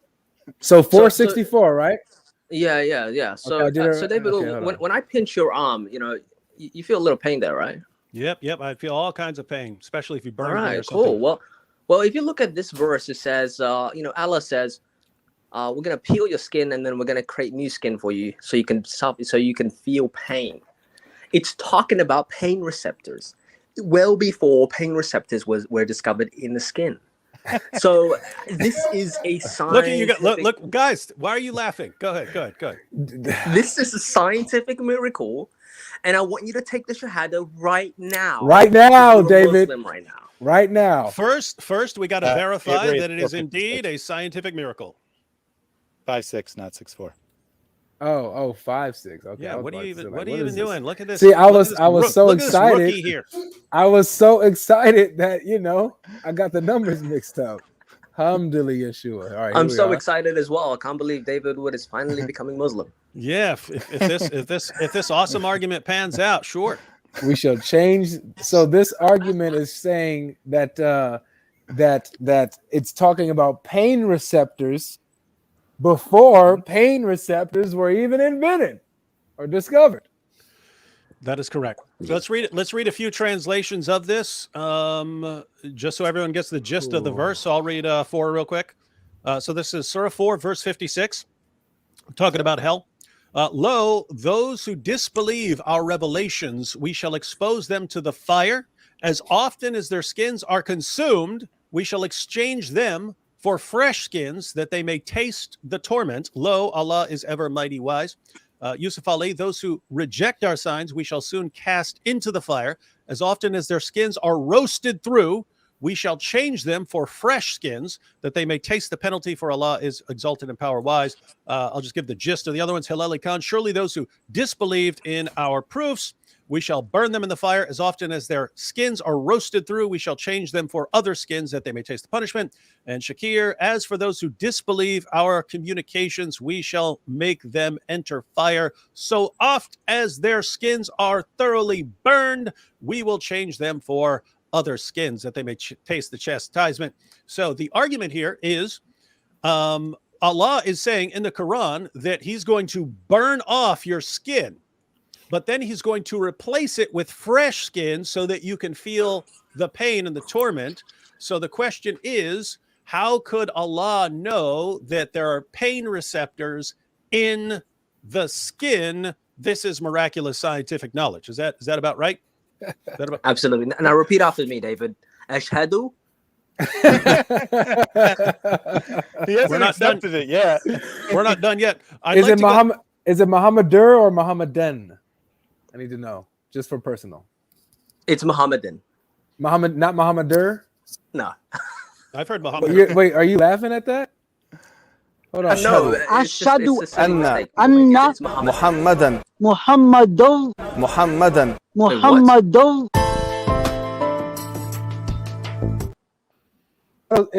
It's not Muhammadur, it's Muhammadan? Yes, Muhammadan, yes. Okay, so whoever says Muhammadur doesn't really know Arabic or know the Shahada? And here, I thought you were going to bring up Uthman. No, I brought up another one. All right, go ahead. I'm sorry, continue. Go ahead. So I'd be interested in, since Thaddeus said he's not familiar with this one very much, I'll just give my general response is that any burn victim could have told you that. So even if the Quran is saying that that whatever makes you feel pain is in your skin, you'd have to, in order to show that this is something Muhammad could not have known, you'd have to show that he never ever encountered or never met anyone who had encountered a burn victim ever, because once you get your skin severely burned, you no longer feel pain on that spot. And so anyone could have told anyone, I mean, anyone could tell you if you just pointed out, hey, if you pinch me, you feel the pain. So, okay, pinching's got something to do with pain. You could take burn victims who've had their skin burned off. Oh, they don't feel pain there anymore. And so it's to claim that this is miraculous scientific knowledge. Again, even if that's what the Quran is saying, this seems like it would have been fairly common knowledge. And so this would fail to meet the third requirement of Hamza Tsortsis on proving a scientific miracle in the Quran. That's not true. It's always believed that pain was from the brain, even back in Muhammad's time. What? Show us that. Yeah. Show us that they believe pain was in the brain. Well, pain was in the brain. Actually, if Muhammad claimed that the brain sends pain signals, I would be very impressed by that, actually. No. People believe that it was the brain that was responsible. People didn't even know what the brain's function was. Yeah, we're interested in this brain claim you just made. So where are you getting the fact that people thought that pain was in the brain? Because that's far more recent knowledge. That's far more up-to-date scientific knowledge than saying that, oh, skin has something to do with pain. No, it's actually the other way around. Okay, then give us. Just asking for the evidence. Yeah, I can't show you the evidence right now. Okay, but that's fine. That's fine. But you can if you have any spare time, you can look this up yourself. People believe that it was the brain that was responsible for pain, but it was actually the skin. Okay, what we're saying is that this goes against everything we know about ancient peoples, because they thought that feelings were in the heart and in the intestines and all kinds of things. And so we actually find it interesting if you have evidence that they were thinking in terms of brain function. Now, they would have had some evidence for brain function involved in various things, because if you could get a good whack in the head and all of a sudden you get a concussion or something. So they should have had some idea about head injuries and so on. But so skin, again, any burn victim could tell you, hey, I just got my skin burned off and I don't feel pain there anymore. No, Muhammad never encountered a burn victim, because this revelation was before any war he encountered. So before any war he went into, was revealed. You're saying that people never burnt themselves accidentally? No. He never experienced any of that. He's living in the desert. Okay, so there's I mean, like, you don't have fires in the desert? No, you don't. You really don't, because everyone's always covered up with something. So okay. Give us the evidence that Muhammad. I mean, keep in mind, before this, he was a caravan trader. He's going around. He's traveling through Arabia, and you're seriously claiming. I mean, I've met dozens of burn victims in my life. You're saying Muhammad never met a burn victim, and you know this. And not only that, he never met anyone who could tell him about a burn victim. Right? That's your claim. Yeah. And so the next thing is you're going to have to show us this. We're going to need to see some evidence of that. Okay, but you're missing the point. Muhammad says that he got this from Allah. Allah revealed this to Muhammad. So the claim, if Allah revealed this to Muhammad and it's scientifically proven, it's a miracle, ladies and gentlemen. We still don't know what you mean scientifically proven. It's Muhammad is sharing some information that anyone who'd ever met a burn victim could have, or anyone who's ever been pinched, could tell you, oh, hey, it hurts my skin when you pinch me. So this doesn't seem like even generally interesting information. Like, we wouldn't look at this and go, oh wow, how did he know that? It's like, who wouldn't have known that? And then so if you're adding to that claim that he couldn't have encountered anyone, all you've added to it was you said, oh, but he says that Allah says that. Yeah, Muhammad says Allah told him all kinds of things, and we know that he was getting his information from the people around him. I mean, Muhammad says in Surah 5 verse 32, he actually says that Allah revealed to the children of Israel, but the quotation is from the Talmud. I mean, it's from the Talmud. So this is way, way, way later than the Torah or anything else that he has anything to do with. So he's clearly hearing other information that people are sharing. You see this throughout the Quran. And so to claim, no, the only place he could have gotten this was from Allah. I understand why you believe that. You're a Muslim, but we're not looking at this as, yes, all of this came from Allah. We're looking at this as, okay, who would have known that? What? It doesn't even make any sense. Basically, man, you got to do better than that, man. No. This is a scientific miracle. Okay, so I never heard this before. Do you want? Even before David said one word, my first thought was, people know that you poke them, they have pain in their skin. It'd be a completely obvious guess to say if you didn't have any skin, you wouldn't feel that pain, and you would need the skin back. I don't see anything. Wait, you're saying that's an educated guess? Not a common sense statement that in order to feel pain in your skin, you need to have skin. You poke yourself, you feel pain in your skin as you yourself you said pinch, I think, but you yourself said that you can tell that you have pain in your skin. And then the picture being painted is someone whose skin is completely burned off, and then they need skin back to feel pain. If that's even what the verse means, I'm not even sure that's what it means, but if that's what it means. No, you're being dishonest. Okay. when you're dishonest. This is my unconscious. My first thought is that it's obvious you feel pain in your skin. If you didn't have that skin, you may or may not feel pain. How do you know that? What? I just said may or may not. You wouldn't have any control. How do I know you may or may not? What kind of question even is that? If you pinch someone who's unconscious, they're not going to feel it. There's no response. They're not going to give you a response to that, because we originally thought it was the brain that was responsible. You need to be conscious in order to feel first pain. of all, the brain is responsible. You actually won't feel any pain if the if your nerve receptors don't send the signal to your brain. You won't feel any pain. No, it's been scientifically that's actually true. The skin. No, it is true. The skin is responsible. No, you'll have no knowledge of your pain. So you will have a physiological response, but you have that same response if you're sleeping. So your skin has a physiological response. No, you're not listening. Okay, what I'm saying is people believed it was the brain because when someone was unconscious, you're embarrassing us. You're embarrassing us. Hey, shut the hell up! I'm trying to respond. Whoa, relax. You're embarrassing us. What are you even saying? I am not embarrassing anybody. Okay, you're embarrassing us. No, this is a scientific miracle. He's got a point. And you have to agree this is a scientific miracle. No, I don't have to. You want people to come to Islam, and you're saying this? Bro. Absolutely. Why not? What are you even saying? I'm saying that this is a scientific miracle. No, just get to the next point. This is just nonsense. No, you just want to have an opportunity to talk. That's why. You just want this. I agree with Mohammed. Blah, blah, blah, blah, blah. Okay, so I don't find this impressive. I think that any person would think that pain is in the skin. Find it impressive. And you said that if they're unconscious, they don't feel pain. But technically, the body generates a physiological response, so you technically do feel. No, pain. If you actually listened, I said if they're unconscious, it looks like they're not experiencing anything. Muhammad said that this is embarrassing, and you got to try something else, man. Even a Muslim said this. Are you conscious or unconscious in hell when Allah is burning you? You're conscious. So what does that have to do with anything? No, I'm just trying to tell you that the way people perceive this is that they thought it was the brain that was responsible for it. And you made that claim, but you didn't provide any evidence for it. So just be clear on that. No, I'm still waiting for your shahada, bro.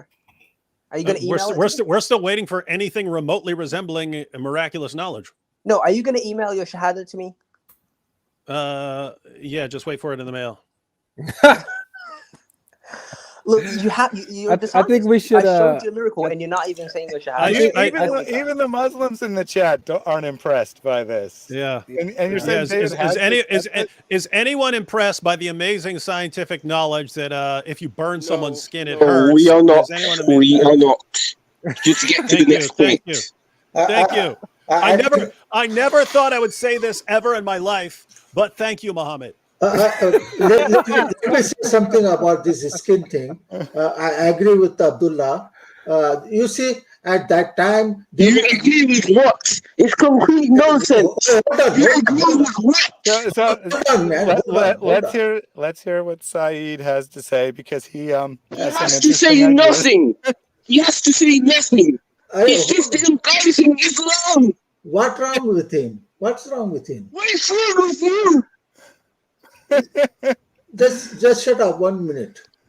Don't tell me to shut up. Make him stop. In the name of Allah, do not tell me to shut up. Okay, let me about the skin, Davidhood. At that time, Prophet time, there was no concept of changing the skin. Okay, at that time, you understand. At that time, there was no concept of replacing the skin. So Prophet said it. So why you two guys are laughing? Okay, what I'm gonna say about the miracle in the Old Testament, there are many miracles in Old Testament, scientific miracle, like let there be a light, let be there a light. clearly talking about the Big Bang, you know. So I believe there is a scientific miracle in the Old Testament, and there is a miracle in Quran. Allah said He is spending the. No, just stop it. Just stop it. Just stop. What's Yeah, wrong so with now you? Saeed is telling us there's scientific miracles in the Old Testament, which he doesn't accept. What? What do you say, Third? I said you're now telling us that the Old Testament has scientific miracles in Yes, it, yes, but you don't yes. accept the Old Testament because you're a traditional Muslim. I know from previous discussions with you. Yes, You don't there is- accept the Bible as being authoritative. So why are you saying that the No, Bible we contains scientific miracles? believe in Bible, Old Testament and New Testament. We believe in it. We require to believe in it. MashaAllah. What? Say that again. What's wrong with him? No. Say that again. What's wrong with you? No, he's a strange man. I want you to say it again. Say it again that you believe that No, Muslims are okay, required okay. to believe in the Old and New Testament. Yeah, there is a Old Testament said, "Let there be a light." This is talking about the. No. Not that. Say what you said before. What I said. So he wants you, Saeed, tell him what what Muslims are required to believe about the Old and New Testament. I think that's what he wants to hear. Yes, we require to believe in it. Torah and the Injil, we require to believe in it. He is right. It's just you're absolutely correct that the Quran requires belief in the Jewish and Christian scriptures. It's just it's strange because most Muslims tell us no, that's not what they're required to believe. No, they are wrong. They are wrong. The Injil. Injil, not the Bible. Injil. Oh, really? But because Allah says He's confirming what we have, and He says we have it. It's the same thing. Injil, Bible, they use Bible. No. Correct. You are correct. Injil doesn't exist anymore. The Bible is corrupt. Bible So, is Surah 5. still in Bible. There is a word of God. Exists. Bible is not the word of Allah.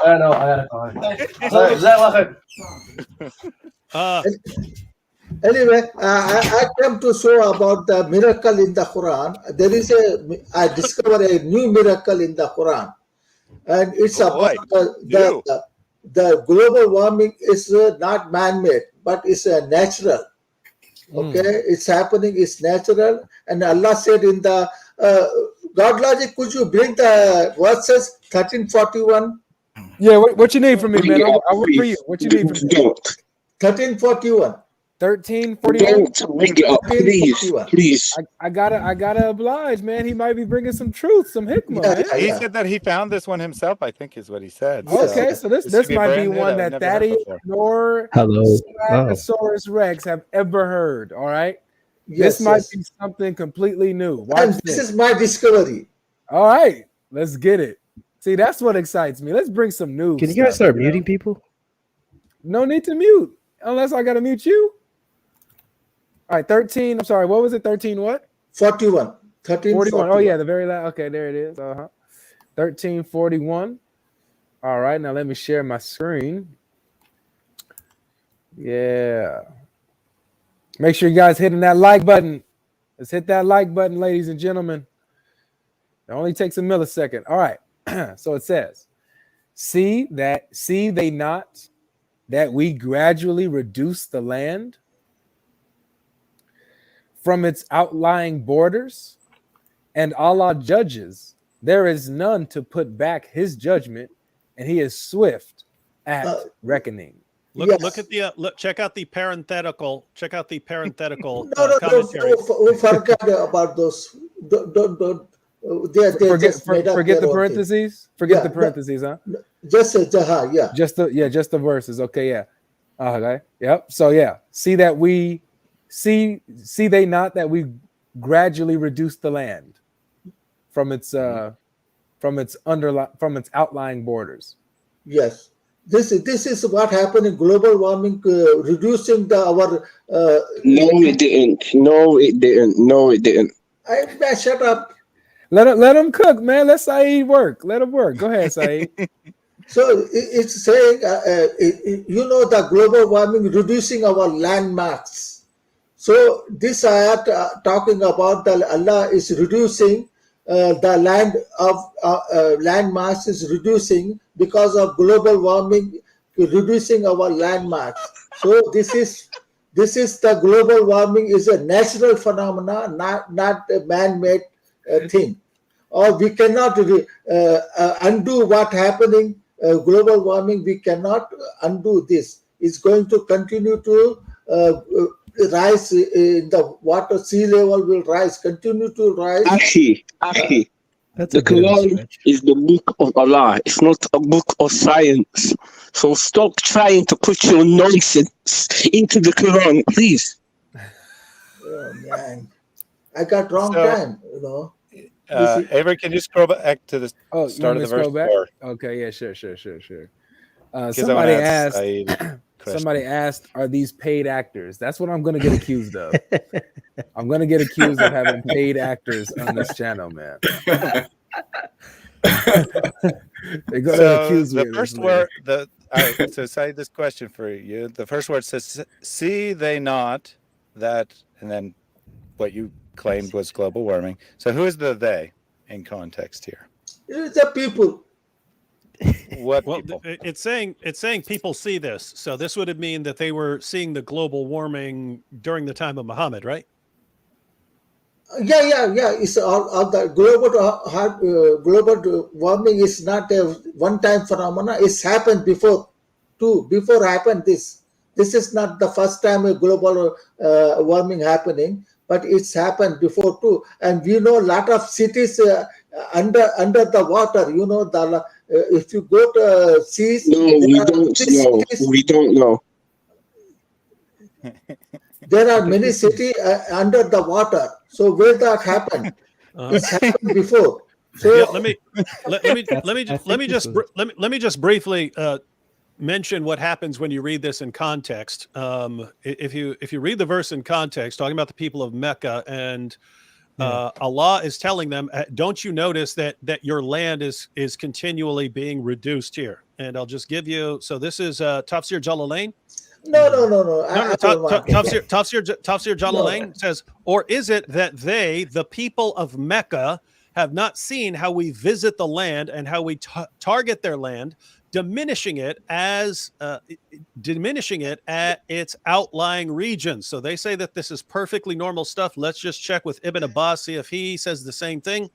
See they not, i.e. the people of Mecca, how we visit the land, how we seize the land, reducing it, of opening it up to Muhammad from its outlying parts. So your Muslim commentators, they say that what this is referring to when it says, do you not see how your land is being reduced? You're saying this is talking about global warming in the future. They said it's just talking to the unbelievers. Hey, don't you realize how you're fighting Islam and your land keeps getting reduced? Do you see what you're doing to us, Akhi? Do you see? Yeah, he said to remove the words in the parentheses, but if you put those there, it makes it clear what it's saying. Reducing land of the disbelievers by giving it to the believers. No, it doesn't. So not global warming, James? I don't personally think so. I don't see global warming. It's not in context. It says it. It says what the Tafsir said too. Who cares about context nowadays, right? He's taking the land away from you gotta read it in context, brother. We don't care about context on these streams, man. We just take the words for what it says. Listen, it says, see they not that we gradually reduce the land. That's obviously what happens during global warming. The land is received. Matter of fact, that's also what happened. Isn't that what happened when the continents kind of split? You know what I'm saying? And the land was reduced and separated. Guys, come on. This is so obvious. It happened multiple times. This is a multi event. Don't say guys, because it's not everyone. It's I've just never this heard guy. this used as an argument for scientific. It says it clearly what it's referring to. Well, he said he came up with it himself, so I wouldn't expect you. This was a personal discovery that he got from personal hikmah and wahi. For you guys to say otherwise, lana ta'ala on the liar. I have an observation that's a little bit. That'd be him, though. That wouldn't be on us. That would just be on him. Okay, we don't agree with it. All right, all right. Yeah, I have a land observation that's even better than that one. Okay, go ahead. It's if you count the number of times land occurs in the Quran. Damn. 12. You heard this one? You guys heard this one? Yes. This is a very popular mathematical, but go ahead. The audience may not. Again, I'm not calling it a miracle. It's just a personal observation that Yeah, you're not calling it a miracle because it isn't one. So just stop it. I already said that. Said it's not a miracle. I said it's an observation. Wait, James, it's not a miracle. Before you go, James, before you go, James, I just have to make sure before we continue on. Yeah, Muhammad, are you sure that you're a Muslim? Of course I'm not. I'm Christian. Jesus is God. Come on. Yeah. See, it was all a joke. It's a joke. See, they're gonna accuse me. They're accusing really me of funny. paying you. Yeah. Well, you exposed him. He didn't pay me, guys. He didn't pay me. What? You didn't pay me. He wasn't paid. Okay. All right. Well, we got to move you down. Here we're all laughing because Are you a Muslim or you're not? actually a Muslim, and now you're not. So No, I'm Muslim. Yes. You are Muslim. I'm confused. Is No, Muhammad I'm a not. true? Is Muhammad a true? All right, He's you gotta not. go, bro. You gotta No, go. I am. I'm in Islam. He's playing games, man. Yeah. Wow. that was so much less. You fun, watched man. that? He had me Wow. fooled. He had Guys, me I mean, I mentioned over these past 2 weeks, it's like for the past couple of decades, at least one of, I mean, you're talking top 2 or 3 most common arguments we get for Islam was the scientific miracles, and one of the other most popular arguments was the miraculous perfect preservation of the Quran, dot for dot, letter for letter, no variance anywhere. And over the past few years, Muslim da'is have acknowledged that these are completely bogus arguments. And so we understand that there are still lots of Muslims who believe in these arguments. So we say, okay, well, for those of you who don't agree with the Muslims who are saying that these arguments have been debunked or that someone was lying about these things, what do you have? And I don't know. We get a lot of people agreeing with us that the arguments have been debunked. A lot of people agreeing with Ali Dawah. And then we get an occasional, how could Allah have known that skin, that you feel pain in your skin or something like that. And I don't know. I feel like we're being pretty generous here by letting this go through. But no, I agree. But I do think there's something hidden in there, but it hasn't been discovered yet. Just by analyzing it, like I said, with the observation, you guys heard the one where I think the number of times land occur versus sea is the 71 to 29% difference, which is pretty much the composition of the water. Yeah. So that one I know for a fact is based on manipulation of the numbers. There's no reasonable way to count the occurrences to get those percents. I think it is. I can actually give you the words and the verses that they occur in. The ayahs that they occur in.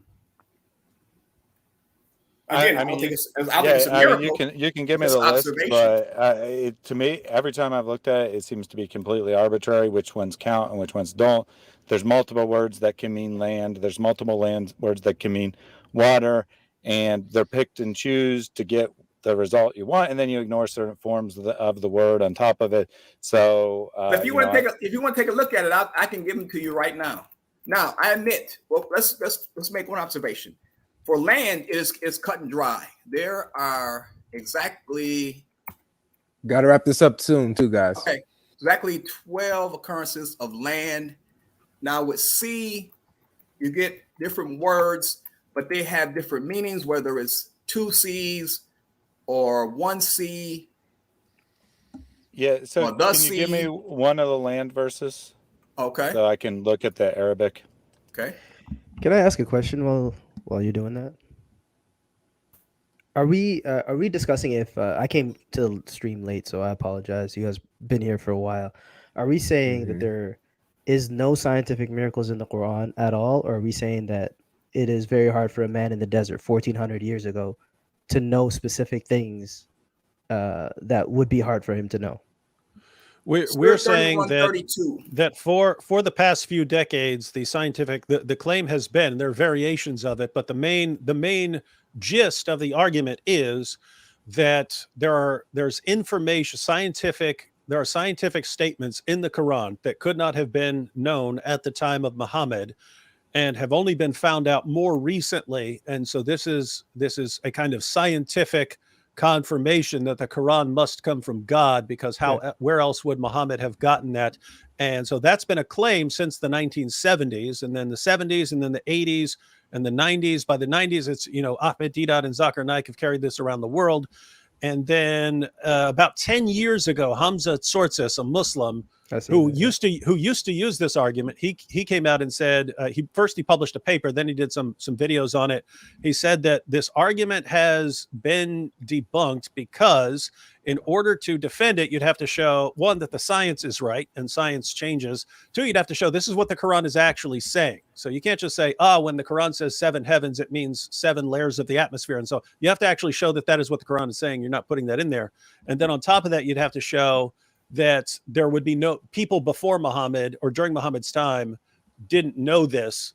You'd have to defend all of these claims. And then Hamza Tsortsis and then Ali Dawa more recently said, in effect, we don't have anything that meets those criteria. So we can't actually claim that this is miraculous scientific knowledge. They believe that it's accurate. They believe that it's accurate knowledge and information and so on, but nothing you can point to as some sort of miraculous scientific confirmation of it. So they're saying accurate, would that be good enough though, or does it have to be something that no one else has heard before? He's the first one to say it. And if you want, I will agree there are accurate scientific claims in the Quran. I agree with that. I agree with that. The claim is there anything where we can look at and we can say there's no place other than Allah that could have come from? Therefore, this is miraculous. Because any book is going to contain some scientifically correct information. If you just talk about a moon, okay, there is a moon. That's correct. You're correct that there is a moon. Right, but the moon reflecting light, that's pretty impressive for a man 1,400 years ago. Except it doesn't say that. It doesn't actually say that though. I'm pretty sure the one in Surah Al-Furqan says that. But the one I wanted to ask about was the one in Surah An-Nur, ayah 45, where everything comes from water, and then the animals, defines all the animals that come from water. Did you guys discuss that one already? We discussed that the first week. We have no problem revisiting it again. Okay, I appreciate that. What was your argument? Can I ask a quick question though? Yeah, go ahead. So you had said that you had discussed, what about the things that are accurate? My question to you would be, what if there are things that are inaccurate? Can inaccurate scientific assertions be from God? Well, here's the thing is, you guys are believers of a scripture of sorts, right? You guys are Christians. We believe in the original Quran. No. What does that mean? It means that we believe in the original Quran that affirms the Torah and the Gospel, not the tampered with today. Okay, that's a different discussion, I think, but it is. But you guys believe in the scripture, and first you believe in the words of the scripture, and then you fall in love with the other aspects of it. Like, for instance, like a lot of the Christian stuff, first you fall in love with Jesus, and then you go back into the Old Testament and discover things that you're like, oh, I didn't notice this stuff. And then you fall more into faith with that. I don't know if anyone's saying that, because the Quran says so-and-so, you have to believe this. There's only no other way. This has to be from God. I think the whole underlying premise is believe there's only one God, believe that the prophet is a prophet, and follow the way. It's not saying from science, this is the only way. But anyway, the question I wanted to ask was the 45 But you're missing my... you didn't answer my question, though, because my question was, if there are things that are inaccurate, can it still be from God? The book is not a book of science, so it's a book of literature. But is God going to reveal things that are false? No. But then you'd have to ask, how is the messaging in such and such a verse portrayed? Because but Allah himself claims to have revealed things that are false. What ayah are we talking about? Yeah, what are you talking about? I know where she's going. Well, for example, and they plan to I feel like you're doing the cookie crumbs, and I'm trying to get into the trap. Trying to get you to eat that was all they're revealing. False you know what things. I'm saying? Sorry, go ahead. What? No, go ahead. Sorry, I didn't hear you. But also, as far as like embryology and stuff goes, sure, we can dismiss that as a scientific miracle, but it's also worse than that. It's scientifically inaccurate. It's scientifically falsifiable. But I think so David, even just pulling up a miracle as an example. yeah, but I think David described that one better. The verse is about resurrection. So if you were that insignificant from the beginning, which is amazing because David explained it way better than I've heard anyone else explain, is if how could you disbelieve in resurrection when you came from a small clot and you came from something that was so insignificant and then you became something? Why would you disbelieve that you could be raised again? So I think it's more of a play on literature than it is like this is how specifically scientifically you're formed. Like you're talking the blood clot, the one in Surah, what's the Surah? Surah Hajj, right? Yeah, I think we all agree that it should not be used for argument for the religion. Allah no, what's the ayah? Sorry, you can go ahead with your question. I just wanted to establish, though, if there are things that are found in the Quran that are false, I think that is a reason to consider that it might not be from God. Do you mind if I just look at that verse? No, I like what you were saying. I just want to visit that verse. Ya ayyuhan nasu in kuntum fi raybin min al-ba'th. Oh humanity, if you don't believe in the resurrection, know that we did create you from dust and then from sperm, then engulfed you with blood and then flesh. So it's more about how could you believe that we can't resurrect you when we built you from such a small little insignificant thing. So it's not really, hey, look at this as an embryology, but more like you came from an embryo. How can you dispute with us the creator of this? So it's more about literature. Before you about continue, science on that I want to ask David and Thaddeus y'all's view on this, like, because so obviously that's what he's saying, and he's like, it's not a truth claim of embryology, but more so a claim of look at how amazing God is. He did this, so why would you doubt? Type of thing. Now, with that understanding, does it still cause a problem if with the statement that it makes, it inaccurately describes an event like an embryology? Like if it inaccurately describes it, yet that's not the purpose of the text, is that still a gripe against it? I would say you could view it that way, but you don't have to. In other words, is it still a problem, right? So I look at this. Is it still a problem? Yeah. I look at this as, I mean, think about this. Muhammad is responding to people of his time going, what? Resurrection? That's stupid. Come on, man. You die, you stay dead. Come on. God's going to put us together, put us back together and so on. And so even if you're, even if it's wrong that human beings go through a blood clot stage and so on, that is perhaps how they understood this at the time, right? Just based on miscarriages and so on. We know that's how the word was used to refer to it, because it looks like blood clots coming when someone has a miscarriage. So they're thinking of this terms in terms of biological development and so on. So the real question is, could God make a point using things that people believe but were not really scientifically accurate, right? Like, can God say, like, you guys believe this, you guys believe that this is how it works, and so based on what you guys believe about how this works, and some of it accurate and some of it maybe not accurate, how can you, based on what you already know and believe, how can you doubt the resurrection when what happens when a baby's being formed is every bit as amazing as a resurrection? So how can you do that? So I mean, if you think about during the time, people saying, hey, resurrection, that's stupid. And then Muhammad says, hey, I've got a revelation here. And the revelation is, how can you use that as an excuse, thinking this is just absurd? Even what you guys believe about how a baby is formed is at least as amazing as something like a resurrection. So why would you have a problem? The God who makes the baby, why would you not believe that he could raise the dead? So something along those lines. And so that's gonna be like a personal preference. If you say no, if God is trying to make that point, he still has to be giving completely accurate scientific information. Or are you saying, look, the point stands either way. The point, even if the details aren't perfect, the point still remains. And so I think that's kind of personal matter there. So with the Muslim claim, it's that this is literally God speaking. It's literally God speaking. And so and he can't be inaccurate. He can't make any mistakes. And so like for me, it's like, okay, I see the point that there's a point being made with the verse. There's a point being made, but if within that point there's some inaccuracies, and this is literally God speaking from, it's his point of view and everything like that, then for me, it's still a problem for me, because it's literally God's supposed to be speaking and giving this beautiful example. But I see how it goes. I see how it goes both ways. No, but my point is, I think David hit it on the nose.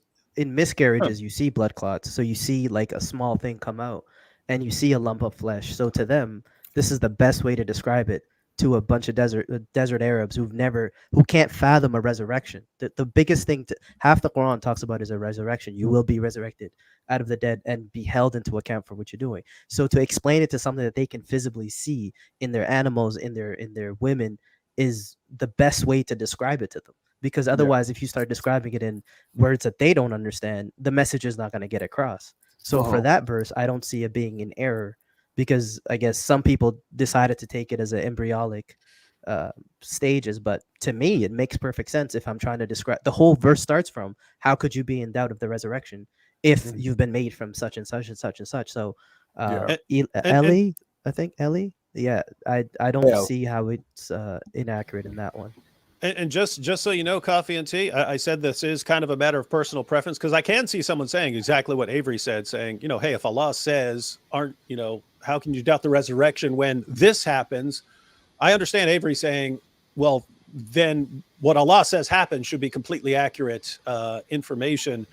But I also see the other side, meaning, well, the entire point of the verse is, look, here's this stuff that you guys are aware of. How could you doubt the resurrection? I actually am totally okay with that view. In other words, if it were not people using this as a scientific miracle, I would have zero problem with that verse. Even with the statement about a blood clot and so on, I would not use that as any sort of problematic verse for the Quran. I would say, okay, whatever's happening, there's an actual point being made, and the point is an actual decent one. And I agree with that. Swag Osiris Rex. Well, Swagasaurus, man. Put some respect on his name, man. Oh, my bad. Swagasaurus Rex. But did you guys discuss? You're still left with a big issue with that, because if it's all based, you're still left with a big issue.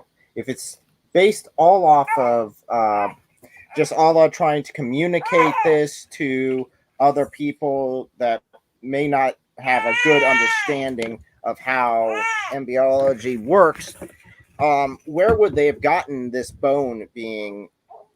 flesh being added to bone? They've seen miscarriages, they've seen animals, they've cut up animals, they've cut up humans, so they would have seen something. Yeah, but like when would they have seen the bones without the flesh in a miscarriage? Hold up, let me see the verse again. The answer is they wouldn't have. No, hold up. Well, he's gonna. Yeah, he wants to see the verse to make sure that's what it's actually saying. I think that's fair. أيها الناس إن كنتم في ريب من البعث فإنا خلقناكم من تراب ثم من نطفة ثم من علقة ثم من نطفة. Which are you talking about? The one in Surah Al-Hajj, ayah number 5, number 22? 23:14. Sorry. 23, ayah 14. Oh, okay, hold up. Different. 23. Surah Al-Mu'minun. 14. Okay, I was at the one at Surah Al-Hajj. That's the bigger one. ثم خلقناكم نطفة علقة فخلقنا المضغة عظاما فكسونا العظام لحما. Okay, so then it developed a clean blot and then developed into a clot blot. Wow, you read Arabic. That's amazing. I'm not an Arab, so thank you. Oh. Well, then that's even more impressive. Yeah, that's good. And that's why I believe the Quran is miraculous, because I don't speak a lick of Arabic, but I can understand this. I heard that. Okay, so it says that so we created the clot and then developed it into a lump of flesh and then developed the lump into bones. So and then clothed the bones with flesh. So there's an extra layer of I don't know the details of that ayah, but from the way I understand it is that there's little bit of there's blood, there's flesh, and then the flesh is coated again. The bones are coated again with flesh, and then we brought into a new creation, which again makes the point that's of not accurate at all. ثم خلقنا النطفة علقة. So you created from the drop. He wasn't saying that your interpretation was inaccurate. He was saying that scientifically inaccurate. That's not what I'm saying. Oh, okay. Scientifically, we covered the bones with flesh. If you're saying that this is just, it's Allah trying to basically dumb down his speech in order to make it something that the people could swallow, that the people could understand, then the lump would make sense in that context, if that's the meaning of it. But then this additional spot where it says that the lump is made into bone, and then we cover the bone with flesh. That's the part that wouldn't make sense, because at no point is that would a miscarriage have shown that in any animal or human being, for that matter. That's biologically just not happening. This is areas of embryology that I have no knowledge about, so I don't even know how to. For me, it's the understanding embryology. Sorry, go ahead. This is pretty basic embryology. Yeah, I don't know anything about embryology, so I know nothing about biology. Even I'm wondering, like, is there something they would have viewed as bones? In other words, if they're trying to put a sequence in their minds based on things they've witnessed, like I don't know. At no point, unless you're talking about some. No, I understand what you. Yeah, that's what I'm wondering. I don't understand where the argument is, though. That's what I. The argument is Derek is pointing out that if we're saying that this was based on observation, Derek's pointing out that there's no place where you would observe bones being formed before flesh, and therefore it doesn't even sound like it's based on the observations of the time. Whereas I'm thinking in terms of, well, is there something they might have seen in a miscarriage that they might have thought of as bones? I don't know. So yeah, but the background, I have dealt with multiple miscarriages of multiple different types. Yes. Yeah, he has farm animals. Oh, okay. Yes, multiple. So I would be familiar if there would be at some point. I could definitely say, if, like you were saying, it's being dumbed down, the clot would make sense with miscarriages. I could see that just being a lump of flesh. I could see that being a misunderstanding or of the people that he's talking to. But the bones, at no point you're talking about the order. Fetal development of any animal that I've ever dealt with, and I've dealt with quite a few of them, or humans for that matter, is bone just exposed on its own. That doesn't happen. That's not how I understand the ayah. The ayah is from the way I understand it. It's not a sequence of things. It's this is what we did, and then we clothed it all into we had the bone, and then we clothed it all with flesh. So I don't see it as a sequence of things. Sorry? You even said then, which makes it a sequence. But... No, because in the beginning I thought it was. Then I went back. Translations used then this happened, then this happened, then this happened, then this happened. Yeah. So how would you